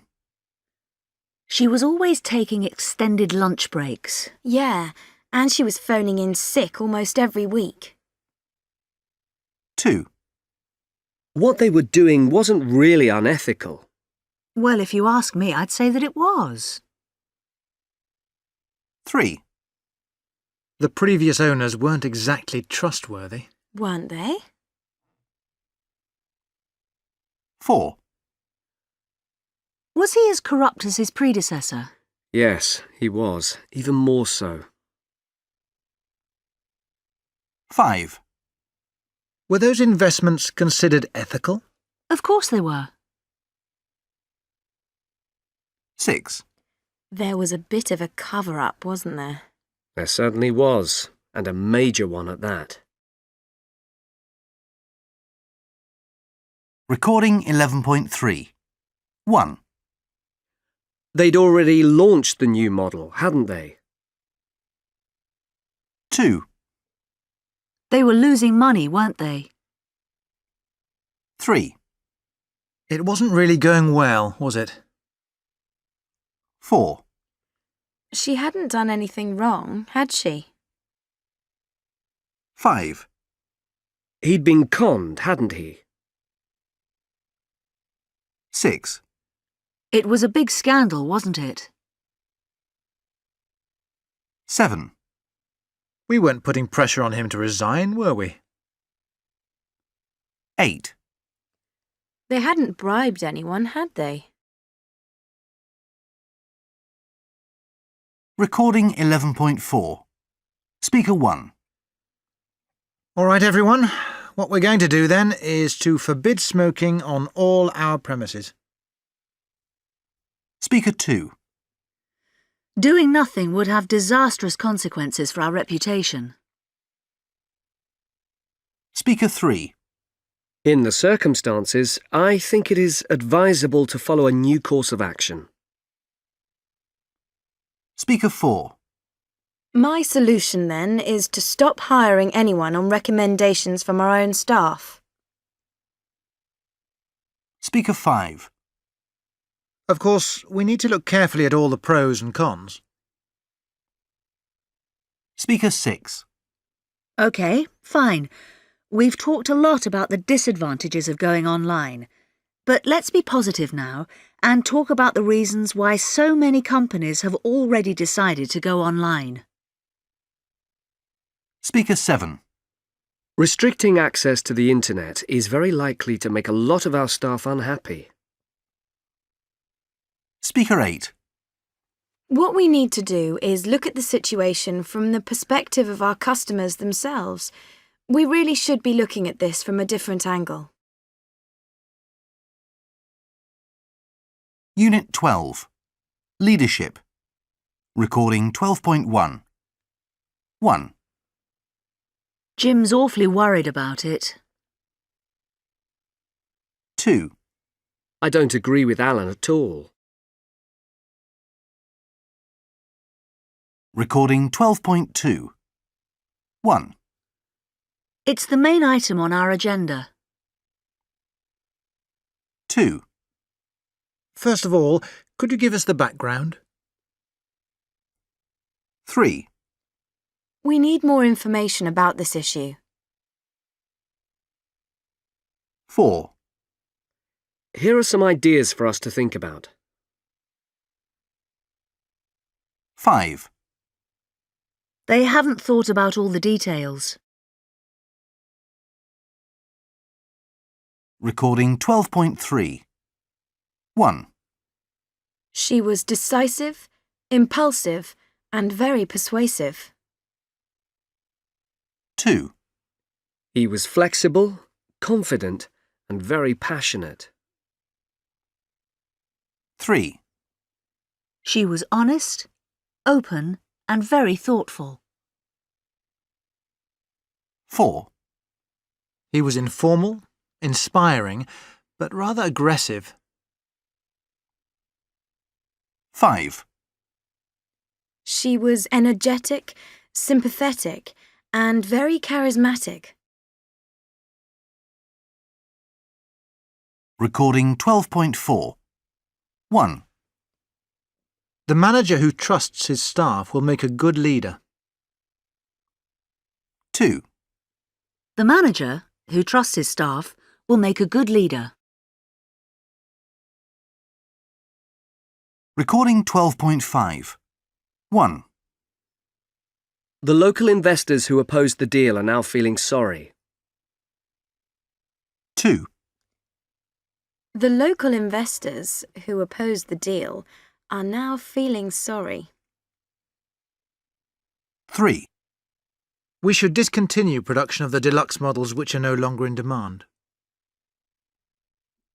4. We should discontinue production of the deluxe models which are no longer in demand. Recording 12.6. Making decisions is something most of us do every day. It is also something most of us very often dislike doing. This begs the question, why is that so? Part of the answer lies in the fact that any decision we make involves a certain amount of risk. It can have good or bad consequences. It is in our human nature to want to do the best we can, and we are afraid of failure. In fact, many people often refuse to make a decision or postpone it indefinitely simply for fear of the consequences. Paralysed by fear, they are led to the wrong conclusion that doing nothing is necessarily better than making a bad decision. Therefore, it is of crucial importance to accept the fact that there is no such thing as a perfect decision. Deciding involves choosing between different courses of action. In many ways, when we are faced with a choice, we should be grateful. What exactly do you mean? I mean that whenever I make a decision, I become a more responsible agent. I shape events instead of allowing myself to be shaped by them. Of course, we can't predict the consequences of our actions with full accuracy. Does that mean, though, that decision-making is like gambling? Fortunately, it isn't. There are a number of principles which seem to guide effective decision-makers. For example? The first step is to make sure we really understand the situation to which we are trying to respond through our decision. This involves gathering information and listening to other people involved. Secondly, we need to brainstorm all the possible choices we have at our disposal. At this stage, we need to be daring, creative and adventurous, so we are able to come up with choices that weren't at all obvious at the beginning. I see what you mean. But presumably, you also need to evaluate these choices. Absolutely. And this is precisely the third step in the process. It is clear that some of the solutions listed in step 2 will be more realistic and more adequate than others. What sort of questions do I ask myself at this evaluation stage? Well, for example, what difference will my choice make? Who will it affect, and how will it affect them? If necessary, can I go back on my decision, etc., etc.? These guiding principles do sound extremely interesting, but also very time-consuming. If I go through all 3 preliminary stages before I act, do I not run the risk of missing the boat, as it were? Time is, of course, a key issue. But in fact, it may take a good leader less time to go through those guiding principles than it took me to describe them. Those principles are meant precisely to speed up the process. Finally, let's not forget that very often the best decision is the timeliest one. So, it's clearly a question of doing the right thing at the right time. Unit 13. Innovation. Recording 13.1. 1. Heard. Commercial. Return. 2. Refer. Personal. Expert. 3. Third. Further. World. 4. Research. Word. Earn. Recording 13.2. 1. They're produced in Singapore. 2. It's being redesigned. 3. They've been tested twice already. 4. It was published last week. 5. They'll be granted a license. 6. She's been awarded a prize. 7. They were approved by the committee. 8. It's been completely misunderstood. Recording 13.3. 1. I met Susan in Zurich. 2. I met Susan in Zurich. 3. Who did you meet in Zurich? I met Susan in Zurich. 4. Where did you meet Susan? I met Susan in Zurich. Recording 13.4. 1. How do they feel about the reviews? They're disappointed about the reviews. 2. What are they disappointed about?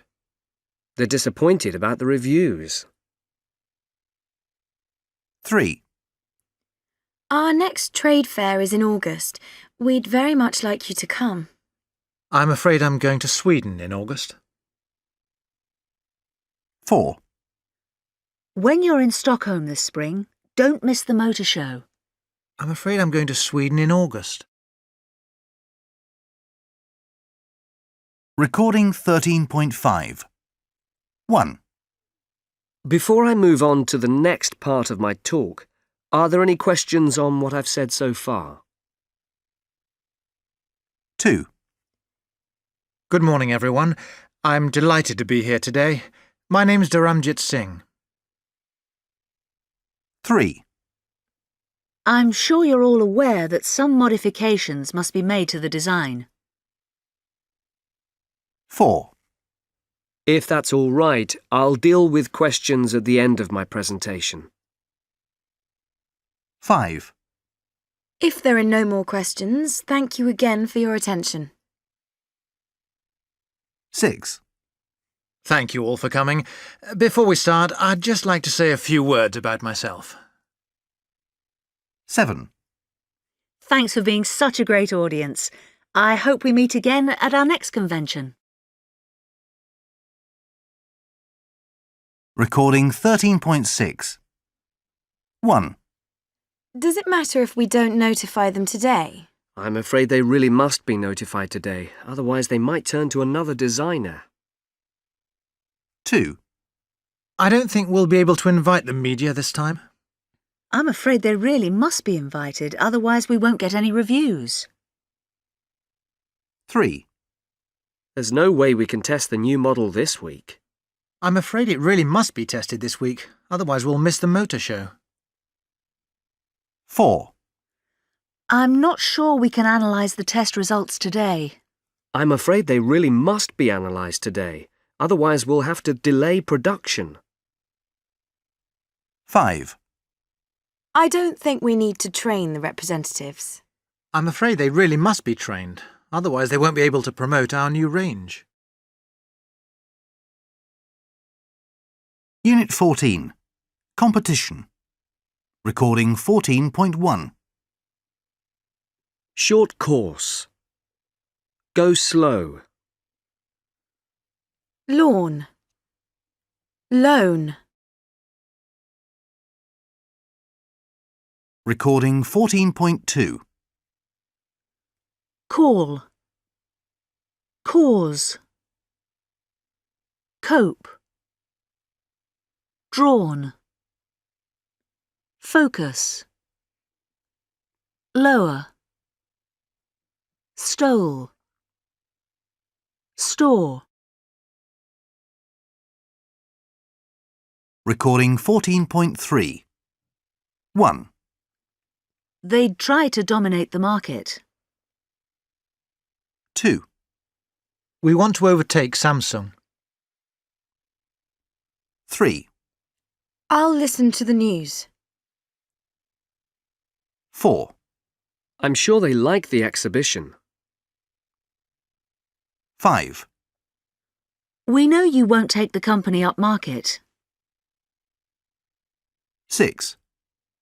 I don't think you agree. Recording 14.4. Compete. Competitor. Competition. Competitive.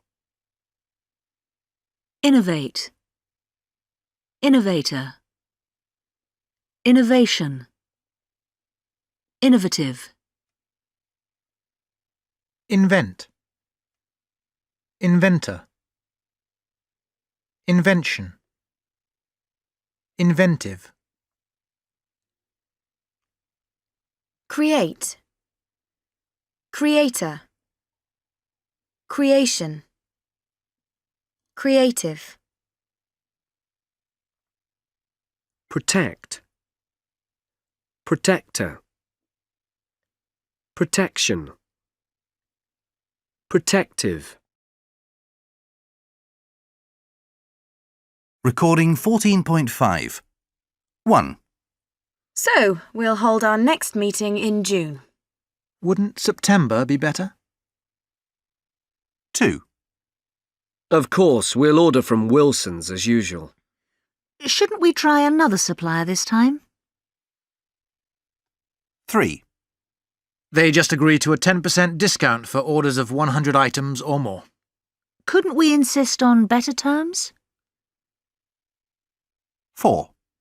Let's ask Crawley Engineering for a quote. Aren't they too expensive? 5. I think we should cancel the deal at once. Hadn't we better wait a few more days? 6. We can deliver in 45 days, not 30 as they expect. Won't they be disappointed? 7. I'll ask Mark if he wants to negotiate this contract. Wouldn't it be better to ask Jenny? Recording 14.6. 1. Could you possibly give us 30 days credit? 2. I'm afraid I can't deliver in 10 days. 3. We were expecting a bigger order. 4. Unfortunately, we aren't in a position to give you any credit. 5. We might not be able to do that. 6. I'm sorry to inform you that you haven't won the contract. Copyright Pearson Education Limited, 2005.